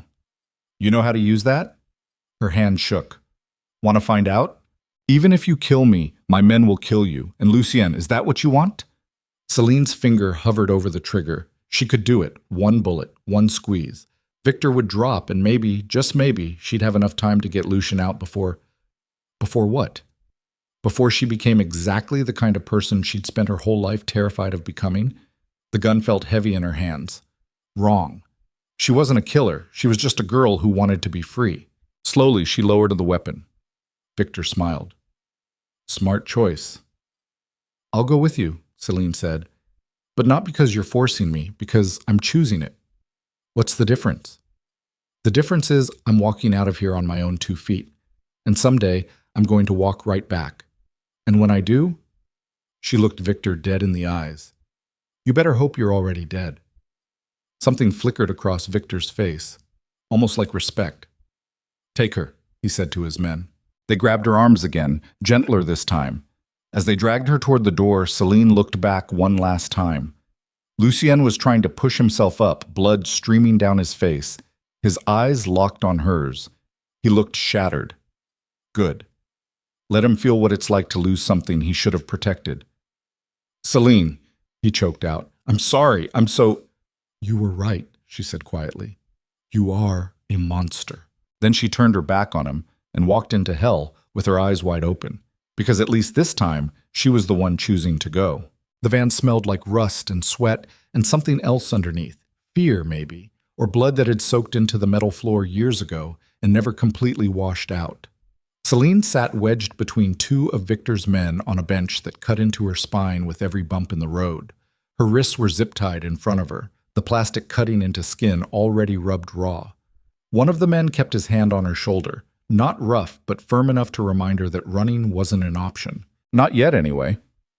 Victor sat across from her, scrolling through his phone like he was checking stock prices instead of trafficking a human being. The light from the screen made his face look skeletal in the darkness. How long? Celine asked. Her voice came out steadier than she felt. Victor glanced up. Until what? Until we get wherever we're going. 3 hours, give or take. He went back to his phone. Try to sleep, you'll need it. She didn't sleep. She counted heartbeats instead, counted breaths, counted the seconds between each pothole that jarred her spine. Anything to keep her mind from spiraling into the dark place that whispered she'd just made the biggest mistake of her life. The estate was gone. Lucien was gone. The fragile sense of safety she'd spent 3 months building had shattered like glass under a boot heel.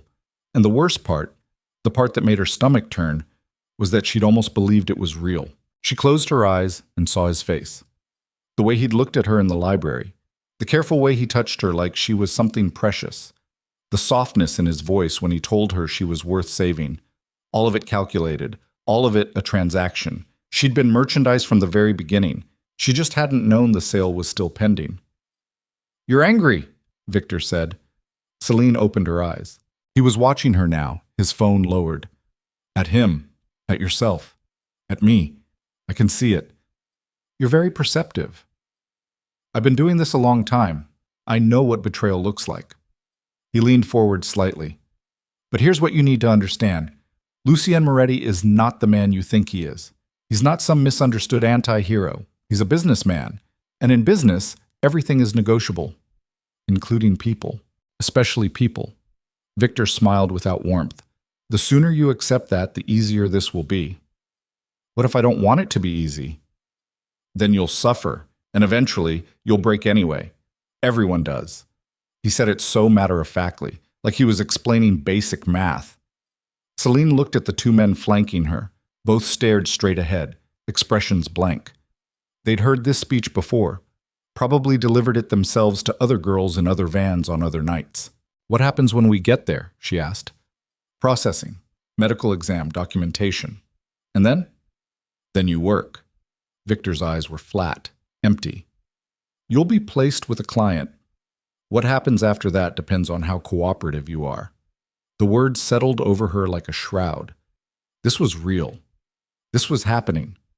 In 3 hours, she'd be processed like cattle and handed over to someone who'd paid for the privilege of owning her, unless she did something about it. Celine tested the zip tie around her wrist, subtle enough that the men beside her didn't notice. Tight, professional. Whoever had secured it knew what they were doing, but they'd made one mistake. They'd tied her hands in front instead of behind her back. She filed that information away and went back to counting heartbeats. The warehouse sat at the edge of an industrial district that looked like it had been abandoned years ago. Rusted shipping containers stacked like children's blocks. Broken windows. Weeds growing through cracked pavement. The van rolled to a stop beside a loading dock. Victor climbed out first. Bring her. The two men hauled Celine out of the van. Her legs had gone numb from sitting, and she stumbled, catching herself against the van's side. The night air was cold, clear. Stars scattered across the sky like broken glass. For a moment, she thought about screaming. But who would hear? Who would come? No one. They always looked away. One of the men grabbed her elbow and steered her toward a door cut into the warehouse's side. Inside, fluorescent lights buzzed overhead, casting everything in sickly yellow. The space was mostly empty. Bare concrete floors, exposed pipes running along the ceiling, and at the far end a row of offices with windows too grimy to see through. Victor walked ahead, his footsteps echoing. They passed a room with its door open. Celine caught a glimpse of women inside. Maybe a dozen, all young, all wearing the same hollow expression. One of them looked up as Celine passed. Their eyes met for a split second. The woman looked away first. Processing is through here, Victor said, stopping at a door marked with faded numbers. He pushed it open and gestured inside. Strip. Put your clothes in the bin. Someone will bring you something clean. Celine's stomach lurched. I'm not. You can do it willingly, or we can do it for you. Your choice. The two men loomed behind her. She stepped inside. The room was small. White walls. A metal examination table. Cabinets full of medical supplies. A plastic bin in the corner. Victor remained in the doorway. 5 minutes. The door closed. Celine stood frozen for a long moment, her mind racing. This was it. The moment where she either gave up or fought back. She looked around the room. The examination table had stirrups. The cabinets likely held sedatives. Once they started the medical exam, she'd be drugged, documented, and shipped off before morning. She had maybe 5 minutes to find a way out. Her eyes landed on the cabinet. She crossed to it quickly and yanked open drawers. Bandages, gauze, syringes, a bottle of rubbing alcohol, surgical scissors. She grabbed the scissors. They were small, meant for cutting tape and gauze, but the blades were sharp enough. She wedged them under the zip tie and sawed frantically. The plastic bit into her wrists, drawing blood, but she kept going. The tie snapped. Celine's hands came free. She heard footsteps outside the door.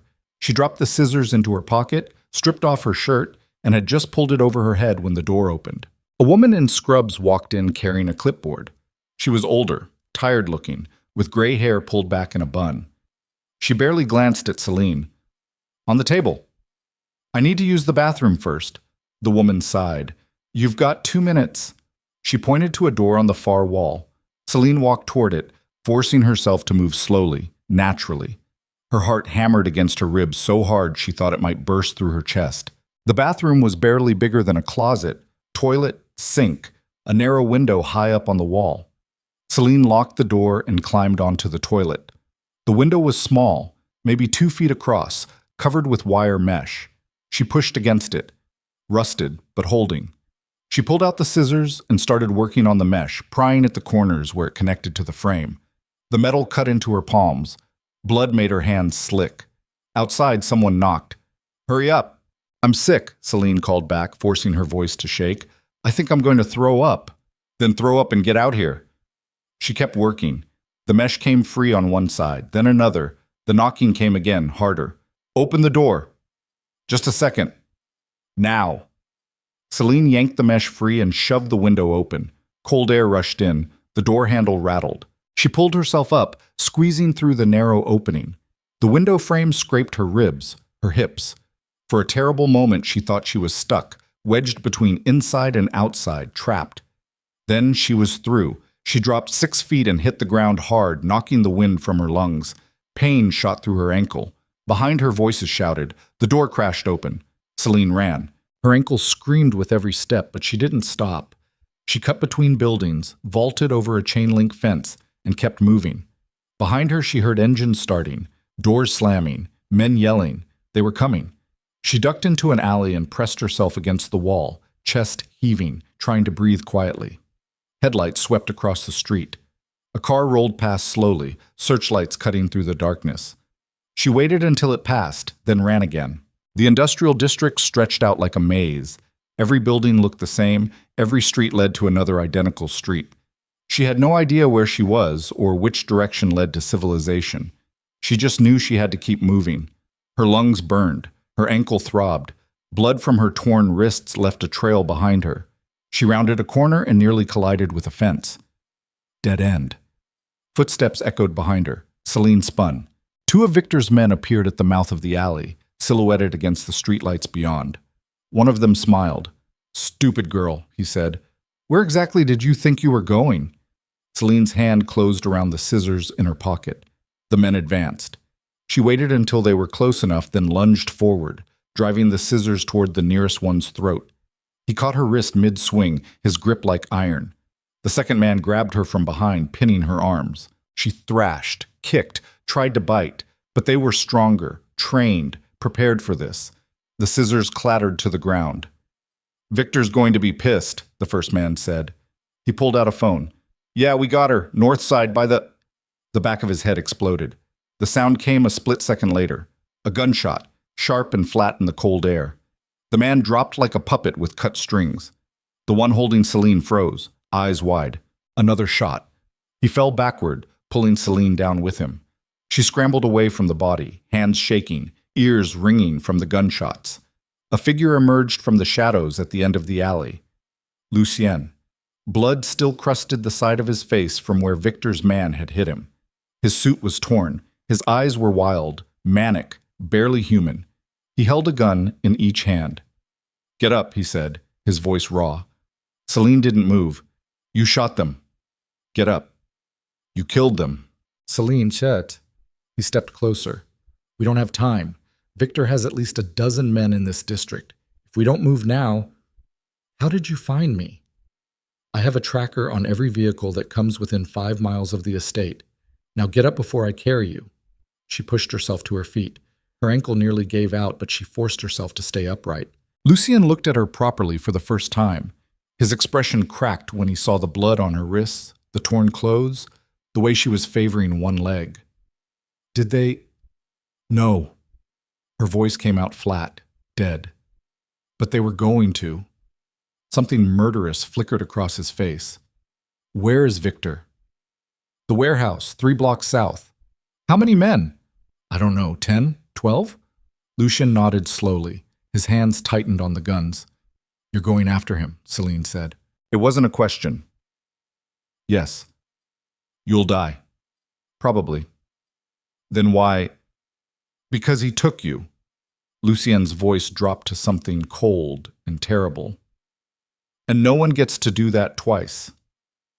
He started walking toward the mouth of the alley. Celine grabbed his arm. He stopped. I don't forgive you, she said quietly. For the emails, the plan, any of it. I know. I don't know if I ever will. I know.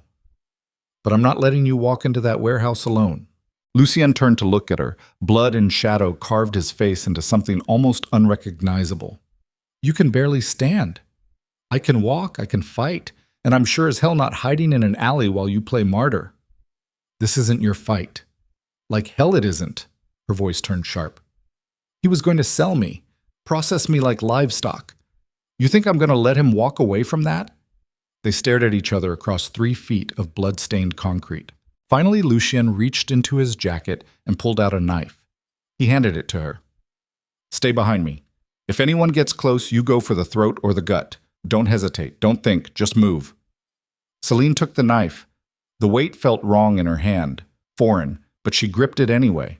They moved through the industrial district like ghosts, keeping to shadows, avoiding the searchlights that still swept through the streets. Victor's men were everywhere, checking alleys, kicking down doors, hunting. Lucien dropped 3 of them before they reached the warehouse. Clean shots. Professional.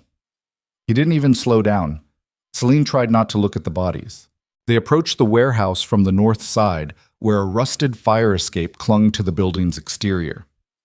Lucien climbed first, moving quickly despite his injuries. Celine followed, her ankle screaming with every step. At the top, Lucien pried open a window and slipped inside. The interior was dark. Quiet. Too quiet. They were in some kind of storage room filled with crates and old equipment. A single door led deeper into the warehouse. Lucien pressed his ear against it, listening. Then he looked back at Celine and held up 4 fingers, 4 men on the other side. He pointed to himself, then swept his hand left. Pointed to her, then right. She understood. Split up. Flanked them. He counted down silently. 3, 2, 1. He kicked the door open. The hallway beyond erupted into chaos, gunfire, shouting. Celine ran right, keeping low, moving on instinct. A man appeared in front of her, raising his weapon. She drove the knife into his stomach before he could fire. He gasped, eyes wide with shock. She twisted the blade and pulled it free. He collapsed. Celine stared at her hands. They were covered in blood. Not her blood, someone else's. She'd just killed a man. The thought should have horrified her, should have made her drop the knife and fall to her knees. Instead, she felt nothing, just cold. More gunfire echoed from somewhere deeper in the warehouse. Celine forced herself to keep moving. She found Lucien in what looked like the main processing area, the room where they brought the girls. Bodies lay scattered across the concrete, some of Victor's men, some women who'd been caught in the crossfire. Lucien stood in the center of it all, chest heaving, one arm hanging limp at his side. Blood soaked through his shirt. Too much blood. Lucien, where is he? Lucien's voice was barely human. Where's Victor? A slow clap echoed from the shadows. Victor emerged from one of the offices, flanked by 4 more men. He looked calm, amused even, like this was all just a particularly entertaining show. Impressive, he said. I have to admit, I didn't think you had it in you, Moretti, walking into a building full of armed men for a girl you were planning to sell anyway. Plans change, Lucien said. Clearly. Victor's eyes flicked to Celine. And you, still alive. Congratulations. You're more resourceful than I gave you credit for. I had good motivation, Celine said. Victor smiled. I'm sure you did. But here's the thing. He gestured to his men. You're both severely outnumbered, outgunned, and judging by the amount of blood Lucien's losing, he'll be unconscious in about 5 minutes. He wasn't wrong. Lucien swayed slightly, his face pale. So here's my offer, Victor continued. Put down the guns. Walk away. I'll even let you keep the girl. Consider it a wedding gift. And if I don't, then my men kill you both, and I take the girl anyway. Plus I seize your estate, burn your vineyards, and salt the earth so nothing ever grows there again. Lucien laughed. It came out wet, broken. What's funny? Victor asked. You are. You think I care about vineyards? About land? About anything except making sure you never touch her again? He raised both guns. Victor sighed. Kill them. The four men raised their weapons. Celine closed her eyes. This was it. The end. At least she'd die free. The gunshots never came. Instead, the warehouse filled with the sound of engines. Lots of them. Victor's expression shifted from confident to confused to furious in the span of a heartbeat. What? The loading dock doors exploded inward. 3 black SUVs crashed through, skidding to a stop in a semicircle. Doors flew open. Men poured out, at least 20 of them, all armed, all wearing matching dark tactical gear. Rosa stepped out of the lead vehicle. Sweet, gentle Rosa, who baked bread and arranged flowers. Except she wasn't holding a rolling pin now. She was holding a shotgun. You're late, Lucian said, his voice barely above a whisper. Traffic was terrible, Rosa replied. She pumped the shotgun. Gentlemen, drop your weapons or I start removing kneecaps. Victor's men hesitated. Rosa shot the nearest one in the leg. He went down screaming. I wasn't joking, she said pleasantly. The rest dropped their guns. Victor stood frozen, his face twisted with rage and disbelief. Who the hell are you people? I'm the housekeeper, Rosa said. She gestured to the men behind her. They're the help. Mr. Moretti pays very well. Lucien was swaying badly now. Celine grabbed him before he fell. I've got you, she whispered. I know. He smiled faintly. You always do. His eyes rolled back and he collapsed against her. Get a medic, Celine screamed. 2 of Rosa's men rushed forward, easing Lucien to the ground. One pressed gauze against the worst of his wounds while the other radioed for an ambulance. Rosa walked toward Victor slowly. Each footstep echoed through the warehouse. Celine, she said without looking away from Victor, take Mr. Moretti outside. You don't need to see this. What are you going to... Nothing you need to carry. Celine understood. She helped the men load Lucien onto a stretcher. He was unconscious, his breathing shallow, but he was alive. For now. As they carried him toward the vehicles, Celine looked back one last time. Victor was on his knees, Rosa's shotgun pressed against the back of his head. Their eyes met across the warehouse. Victor smiled. See you soon, sweetheart. The gunshot was still echoing in Celine's ears as they loaded Lucien into the SUV and drove away into the night, leaving the warehouse and its ghosts burning behind them like something out of a nightmare that had finally, mercifully, ended. Except Celine knew better. Nightmares didn't end. They just changed shape. Bugs. The hospital smelled like antiseptic and fear. Celine sat in a plastic chair outside the surgical ward, still covered in blood. Some of it hers, most of it Lucien's, some of it belonging to men whose names she'd never know. Rosa sat beside her, the shotgun gone, replaced by her usual kind expression, like the last 3 hours hadn't happened. He'll live, Rosa said quietly. You don't know that. Yes, I do. Lucien survived worse. Celine looked at her, really looked at her. Who are you? Really? Rosa smiled faintly. I've worked for the Moretti family for 30 years, started as a maid, ended up running operations when Lucien's father proved he was better at violence than business. You're his second in command, chief of security, whatever you want to call it. She folded her hands in her lap. Someone has to keep him alive. He's terrible at it on his own. He was really going to sell me. To Victor. Yes. The blunt honesty hurt worse than a lie would have. But he changed his mind, Rosa continued. 2 weeks before the wedding, sent Victor a message saying the deal was off. That's when Victor pulled out the old loan documents, started making threats. Celine's chest tightened. Why didn't he tell me? Because he's an idiot who thinks suffering in silence makes him noble. Rosa's voice softened. He was trying to protect you, in his own stupid self-destructive way. By lying to me? By keeping you out of a war you didn't start. A doctor emerged from the surgical ward, still in scrubs, his mask pulled down around his neck. Celine stood so fast her vision swam. He's stable, the doctor said. Lost a lot of blood, 3 cracked ribs, a punctured lung, but he'll recover. He's asking for you. Celine looked at Rosa. Go, Rosa said. I'll handle the cleanup. Celine followed the doctor down a sterile hallway to a recovery room at the end. Lucien lay in a hospital bed surrounded by machines that beeped and hummed. Tubes ran from his arms. Bandages covered most of his torso. His face was pale, bruised, barely recognizable. But he was alive. His eyes opened when she entered. "Hey," he said. His voice was rough, broken. "Hey, you're okay." "I'm fine." "Your hands are covered in blood." "So are yours." He almost smiled. Almost. Celine pulled a chair close to the bed and sat down. For a long time, neither of them spoke. Finally, Lucien said, "I'm sorry. I know. I should have told you. About Victor. About the debt. About all of it. Yes, you should have. I thought I could handle it myself. Thought if I just kept you away from that part of my life, you'd be safe. I'm not some porcelain doll you can lock away in a tower. I know that now." Celine looked down at her hands. They were shaking. She curled them into fists to make them stop. "I killed someone tonight," she said quietly. Lucien's expression softened. "I know. I didn't even hesitate. I just did it." "You were protecting yourself." It felt easy, too easy. Her voice cracked. "What does that make me?" "Human." "I don't feel human. I feel empty." "That's shock. It'll pass." "Will it?"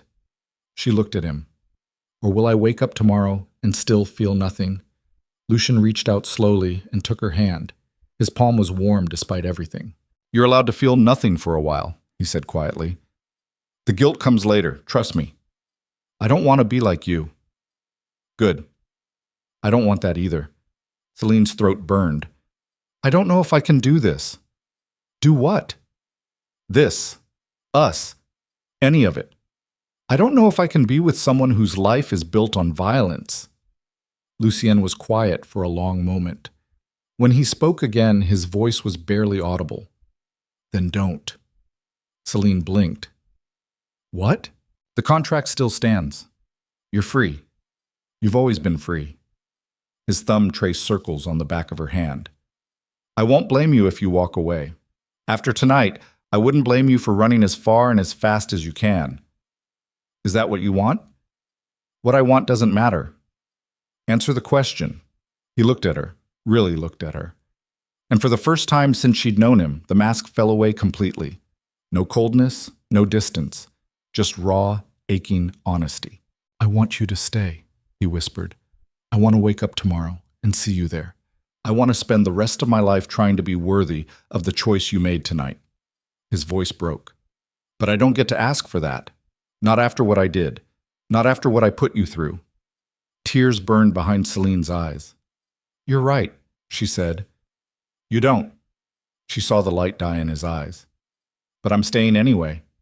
He froze. "Not because I forgive you. I don't. Not yet. Maybe not ever." She tightened her grip on his hand. "But because I meant what I said in the cellar. I chose you, and I don't break my promises." "Celine, I'm not done." Her voice turned sharp. "If we're doing this, really doing this, things have to change. No more secrets. No more trying to protect me by keeping me in the dark. No more treating me like I'm made of glass." "Agreed."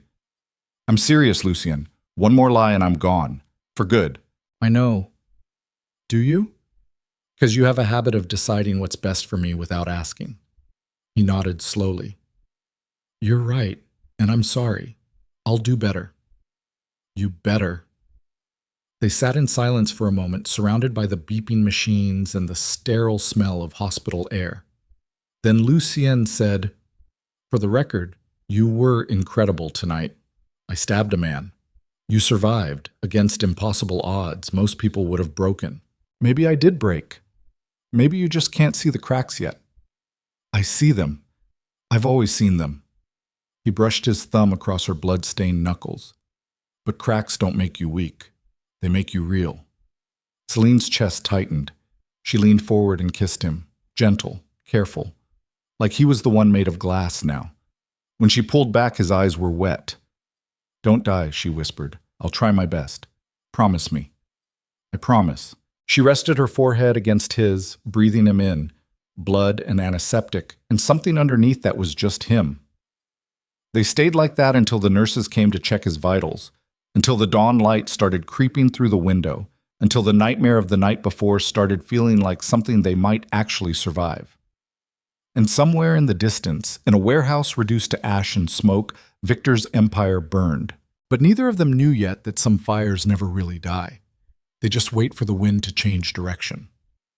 Lucien was still unconscious when the next attack came. Celine sat beside his hospital bed in the pre-dawn darkness, her hand wrapped around his, watching the steady rise and fall of his chest. The machines beeped their monotonous rhythm. Outside the window, the city was a scatter of lights against the black sky. Her phone buzzed. Rosa's name flashed on the screen. Celine answered without speaking. They hit the shelter. Rosa's voice was tight, controlled, but Celine could hear the fury underneath. 20 minutes ago, Molotov cocktails through the windows. The building's gone. The air left Celine's lungs. The women, everyone got out. Minor burns, smoke inhalation, but alive. Rosa paused. They left a message spray-painted on the gate. 1 week. Celine's hand tightened around the phone until her knuckles went white. I'm coming. There's nothing to come to. Fire department's still putting out the flames. Then I'm coming anyway. She hung up before Rosa could argue. Lucien's eyes opened, barely. The medication kept him foggy, but he was fighting through it. What happened? His voice was rough, scraped raw. They burned the shelter. She watched the information sink in, watched his expression shift from confusion to understanding to something cold and terrible. How many dead? None. Everyone made it out. Good. He tried to sit up and his face went gray with pain. Help me up. You're not going anywhere. You just got out of surgery. Celine, I'll handle it. Like hell you will. You can barely stand. What exactly do you think you're going to do? He grabbed her wrist, his grip weak but desperate. Don't. Don't go after them alone.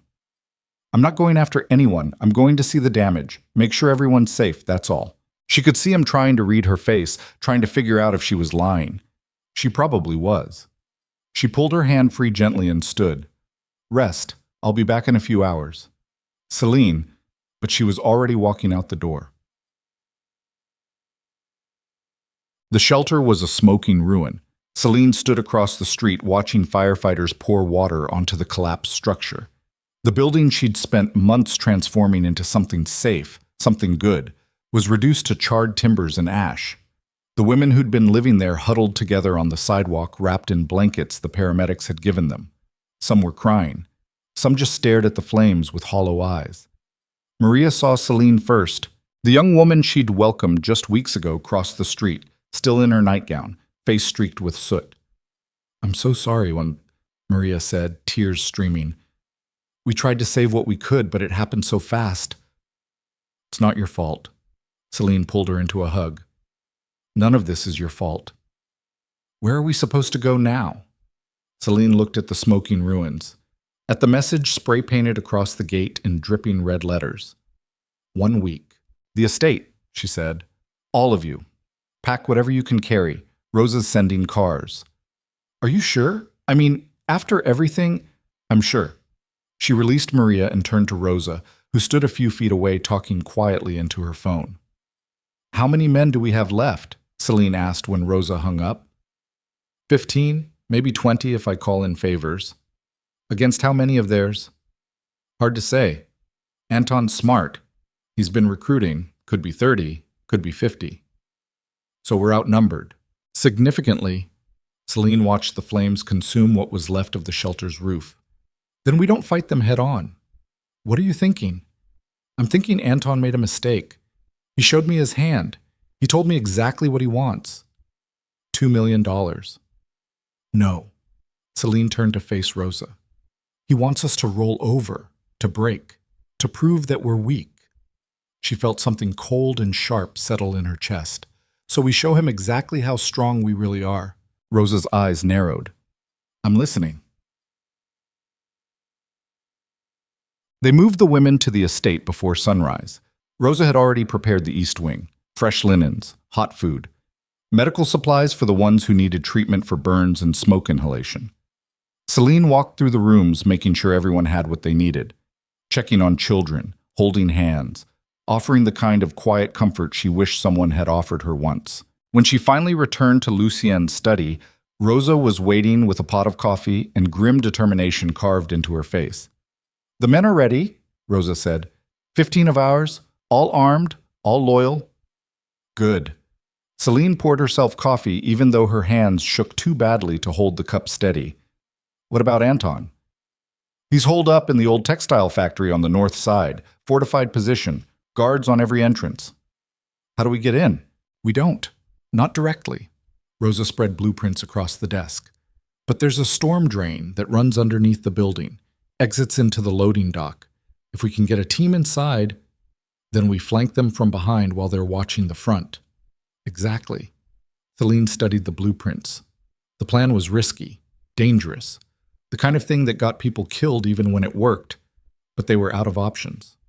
"When?" she asked. "Tonight, before they expect us to move." "What about Lucien?" Rosa's expression softened slightly. "He's being discharged this afternoon, against medical advice. Again. Of course he is. He's going to want to lead the assault. He can barely walk." "I know. Tell him that." Celine laughed, sharp and bitter. "He won't listen." "Then make him." Lucien returned to the estate just after noon, pale and unsteady, one arm in a sling, the other gripping the car door like it was the only thing keeping him upright. Celine met him in the courtyard. He took one look at her face and knew. "You're planning something. We're ending this. Tonight." "How?" She told him. The storm drain, the flanking maneuver, the coordinated assault from two sides. Lucien listened without interrupting. When she finished, he was quiet for a long time. "I'm coming with you," he said finally. "No, you're not." "Celine, you can barely stand. You'll get yourself killed. Or worse, you'll get someone else killed trying to protect you." "I can still shoot." "With one arm? In the dark? While people are shooting back?" She stepped closer, forcing him to meet her eyes. "I need you alive, not a martyr. I can't just sit here." "Yes, you can. Because someone needs to protect the women if this goes wrong. Someone needs to make sure they get out safely." She saw the war playing out behind his eyes. Pride versus pragmatism. The need to fight versus the knowledge that she was right. Finally, he looked away. "I hate this," he said quietly. "I know. I hate that you're walking into danger while I'm stuck here." "I know that too." He pulled her close with his good arm, pressing his forehead against hers. "Come back to me." "I will." "Promise." "I promise." She was lying. They both knew it. But some lies were kinder than the truth. The storm drain smelled like rot and standing water. Celine crouched in the darkness, knee-deep in filth, a flashlight clenched between her teeth and a gun in her hand. Behind her, 8 of Rosa's men moved in single file, silent as ghosts. Above them, the textile factory loomed.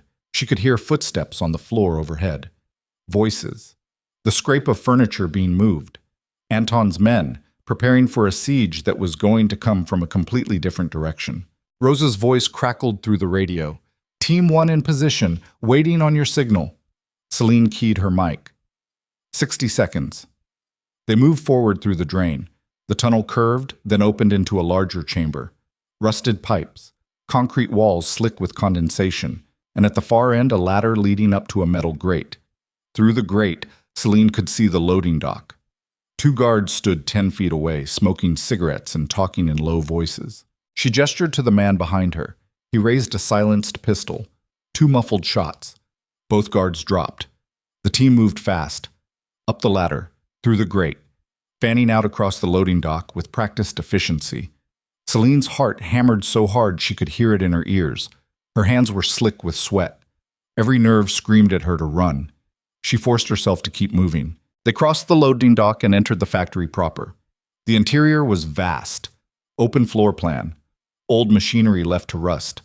And in the center, Anton's men had set up a command post. Tables, computers, weapons stacked like firewood. At least 20 men, maybe more. Celine keyed her radio. Execute. Rosa's team hit the front entrance 30 seconds later. The sound was deafening.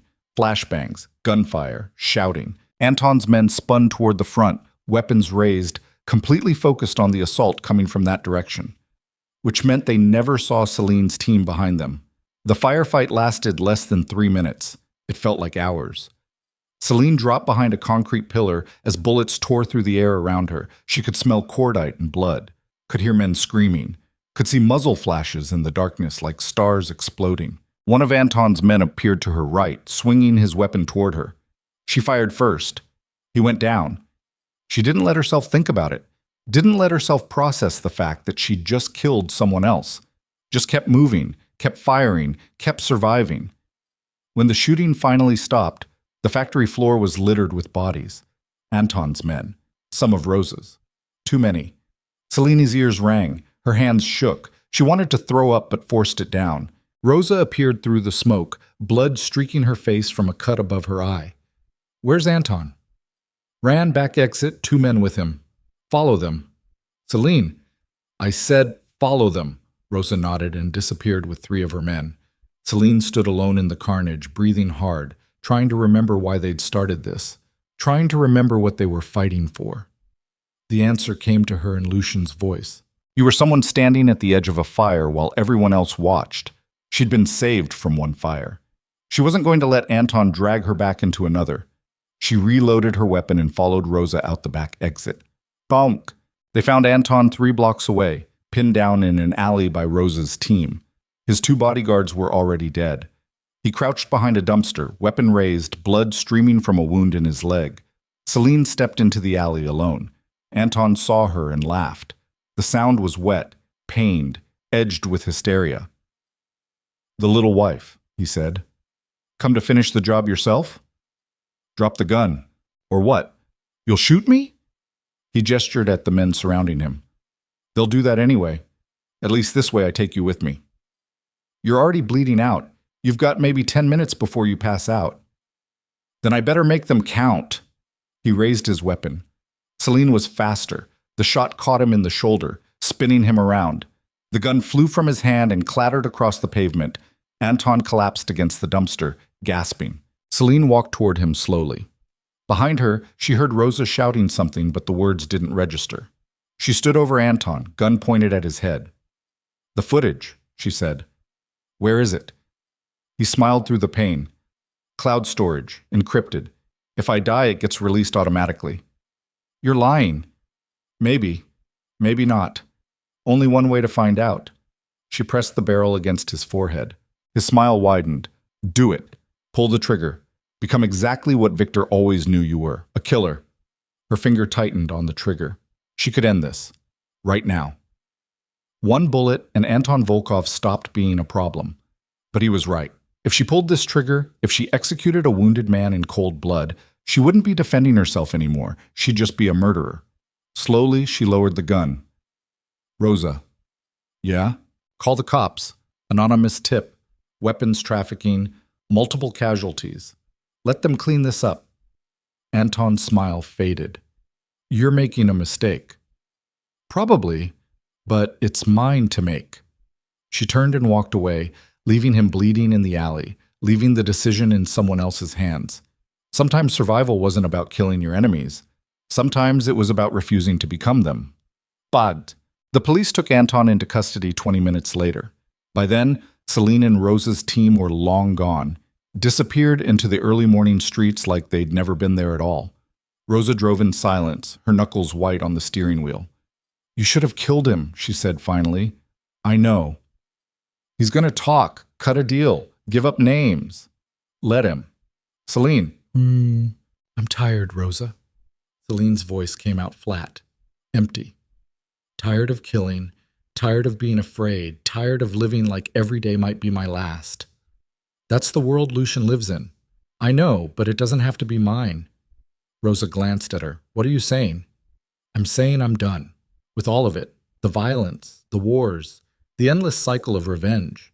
She looked out the window at the city sliding past. "I saved those women from cages. I'm not going to build a new one for myself." "And Lucien?" The question hung in the air. Celine didn't have an answer. "Well?" She found him in the library, sitting in the dark, a bottle of whiskey on the table beside him. He looked up when she entered. His eyes tracked over her. The blood on her clothes, the exhaustion carved into her face, the way she moved like every bone hurt. "Is it done?" he asked. "Anton's in custody. His operation is finished." "And the footage?" "He says it's in cloud storage, set to release if he dies." Lucien closed his eyes. "So it's not over." "It's never over. Not really. There's always going to be someone else. Some new threat. Some new enemy." "Then what do we do?" Celine crossed to him and knelt beside his chair, taking his hand. His fingers were cold. "We stop fighting," she said quietly. He looked at her like she'd spoken a foreign language. "We can't just—" "Yes, we can. We walk away. From all of it. The empire, the fear, the constant looking over our shoulders." "Celine, it's not that simple." "Why not?" Her voice turned sharp. "Why can't it be simple? We sell the estate. We take what money we have and we disappear. Start over somewhere new. Become people who don't have to sleep with guns under their pillows." "You don't know what you're asking." "I'm asking you to choose between this life and me." The words hit like a physical blow. Lucien stared at her, his expression cracking. "That's not fair." "Life isn't fair. You taught me that. I can't just abandon everything my family built. Your family built a prison. They built fear and violence and death. Is that really what you want to protect?" "It's all I have." "No." She squeezed his hand. "You have me. You have Rosa. You have a chance to be something other than what your father was." Tears tracked down his face. "I don't know how to be anything else." "Then learn. We'll figure it out together." They sat in the darkness, the weight of everything they'd done and everything they'd lost pressing down on them like gravity. Finally, Lucien spoke, his voice barely above a whisper. "If we do this, if we walk away, there's no coming back. The people who've relied on me, the workers, the families, we'll make sure they're taken care of, set up trusts, transfer ownership. We don't have to burn it all down. We just have to stop letting it define us." He looked at her for a long time. Then he nodded. "Okay? Okay? Okay, we walk away, we start over, we—" He laughed, broken and wet. "We try to be normal." Celine felt something crack open in her chest. Relief, terror, hope. She climbed into his lap, careful of his injuries, and pressed her forehead against his. "I love you," she whispered. "I love you too, even though you're insane. Especially because I'm insane." He kissed her like he was drowning and she was air. And somewhere in the darkness, two broken people decided to try being whole. It took 6 months to disentangle Lucien from his empire. 6 months of lawyers and contracts and endless negotiations. 6 months of death threats and angry calls and people who felt betrayed. But slowly, piece by piece, he let it go. The vineyards went to a collective of the workers who'd tended them for decades. The estate was donated to become a permanent shelter for women fleeing violence. The money was distributed to families who'd lost people in the various wars Victor and Lucien had waged. By the time it was done, they had enough to live comfortably but not extravagantly. It was more than enough. They left on a Tuesday morning in early autumn. No fanfare, no goodbyes, just 2 bags in the trunk of a rental car and a road stretching towards somewhere new. Rosa stood on the porch watching them go, her expression unreadable. "Take care of each other," she called. "We will," Celine promised. They drove north, following the coast until the vineyards disappeared behind them, until the estate was just a memory in the rearview mirror. Somewhere past the state line, Lucien pulled over at a rest stop. They sat on a bench overlooking the ocean, watching waves crash against rocks. "What are you thinking?" Celine asked. "That I don't know who I am without all of it. The fear, the power, the weight. So we figure it out, together." "What if I'm not good at being normal?"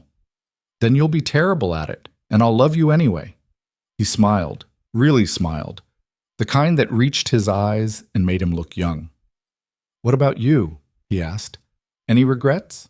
Celine thought about it. About her mother who'd sold her. About the men she'd killed. About the shelter that burned and the women she'd saved and the life she'd chosen instead of the one she'd been handed. No, she said finally. No regrets. Not even about marrying a monster? You're not a monster. You're just a man who's trying to do better. That's generous. I'm feeling generous. He took her hand, threading his fingers through hers. They sat like that as the sun climbed higher, as other travelers came and went, as the world kept turning indifferent to their small revolution. After a while, Lucian said, "Where should we go?" "I don't know. Somewhere quiet. Somewhere no one knows our names. Somewhere we can be boring." "God, yes. Let's be the most boring people alive." They laughed, the sound bright and genuine and completely free. Then they got back in the car and drove toward whatever came next. 3 years later, Celine stood in the garden of their small house, hands deep in soil, coaxing tomatoes and herbs into life. The house was nothing like the estate. Small, one story, a garden instead of vineyards, but it was theirs, bought with money they'd earned from honest work, filled with furniture they'd chosen together. A home, not a fortress. Lucien appeared in the doorway, flour dusting his shirt. He'd taken to baking. Turned out he was good at it. "Bread's almost ready," he called. "I'll be there in a minute." She finished planting and wiped her hands on her jeans, looking at what she'd built. The garden was thriving, the tomatoes heavy on the vine, the herbs fragrant in the afternoon sun. She'd learned their names, learned what they needed, learned how to make things grow instead of just survive. Inside, Lucien was pulling bread from the oven, his movements careful and practiced. The scar on his shoulder was visible when he reached up, a reminder of the night that almost killed him. But he was alive. They both were. "How's it look?" he asked, turning the loaf. "Perfect." He set it on the counter to cool and crossed to her, pulling her into his arms. She fit against him like she'd been made for this, for quiet afternoons and fresh bread in gardens that grew without blood in the soil. "I got a letter today," he said quietly. She pulled back to look at him. "From who?" "Rosa, the shelter's thriving. 20 women living there now. They've started job training programs, got funding from the state." "That's good." "She says they named it after you." Celine's throat tightened. "They didn't have to do that." "Yes, they did." He touched her face gently. "You saved them. They wanted to honor that." She didn't know what to say to that, so she just held him, breathing in the smell of fresh bread and sunshine and the man who'd given her the freedom to choose. "Do you miss it?" she asked. "The power, the fear, being someone people were afraid of?" Lucien was quiet for a moment. "No," he said finally. "I don't miss being afraid. I don't miss looking over my shoulder. I don't miss wondering if today's the day someone puts a bullet in me." "What do you miss?" "Nothing. I have everything I need right here." He kissed her softly, slowly, like they had all the time in the world, because they did. Later that evening, they sat on the porch watching the sunset paint the sky in shades of orange and gold. A woman walked past on the street, a small child on her hip, bags of groceries in her arms. She looked stressed, tired, the kind of exhaustion that came from working 2 jobs just to make rent. She saw Celine watching and offered a tired smile. Celine smiled back. After the woman passed, Lucien said, "You're thinking about starting another shelter. How did you know?" "Because you get that look, the one that says you found someone who needs saving." "I can't save everyone." "No, but you can save someone. And that someone can save someone else. And eventually, maybe the world gets a little less dark." She looked at him. "You've gotten philosophical in your old age." "I've gotten honest. There's a difference." They sat in comfortable silence as the sky faded from gold to purple to black.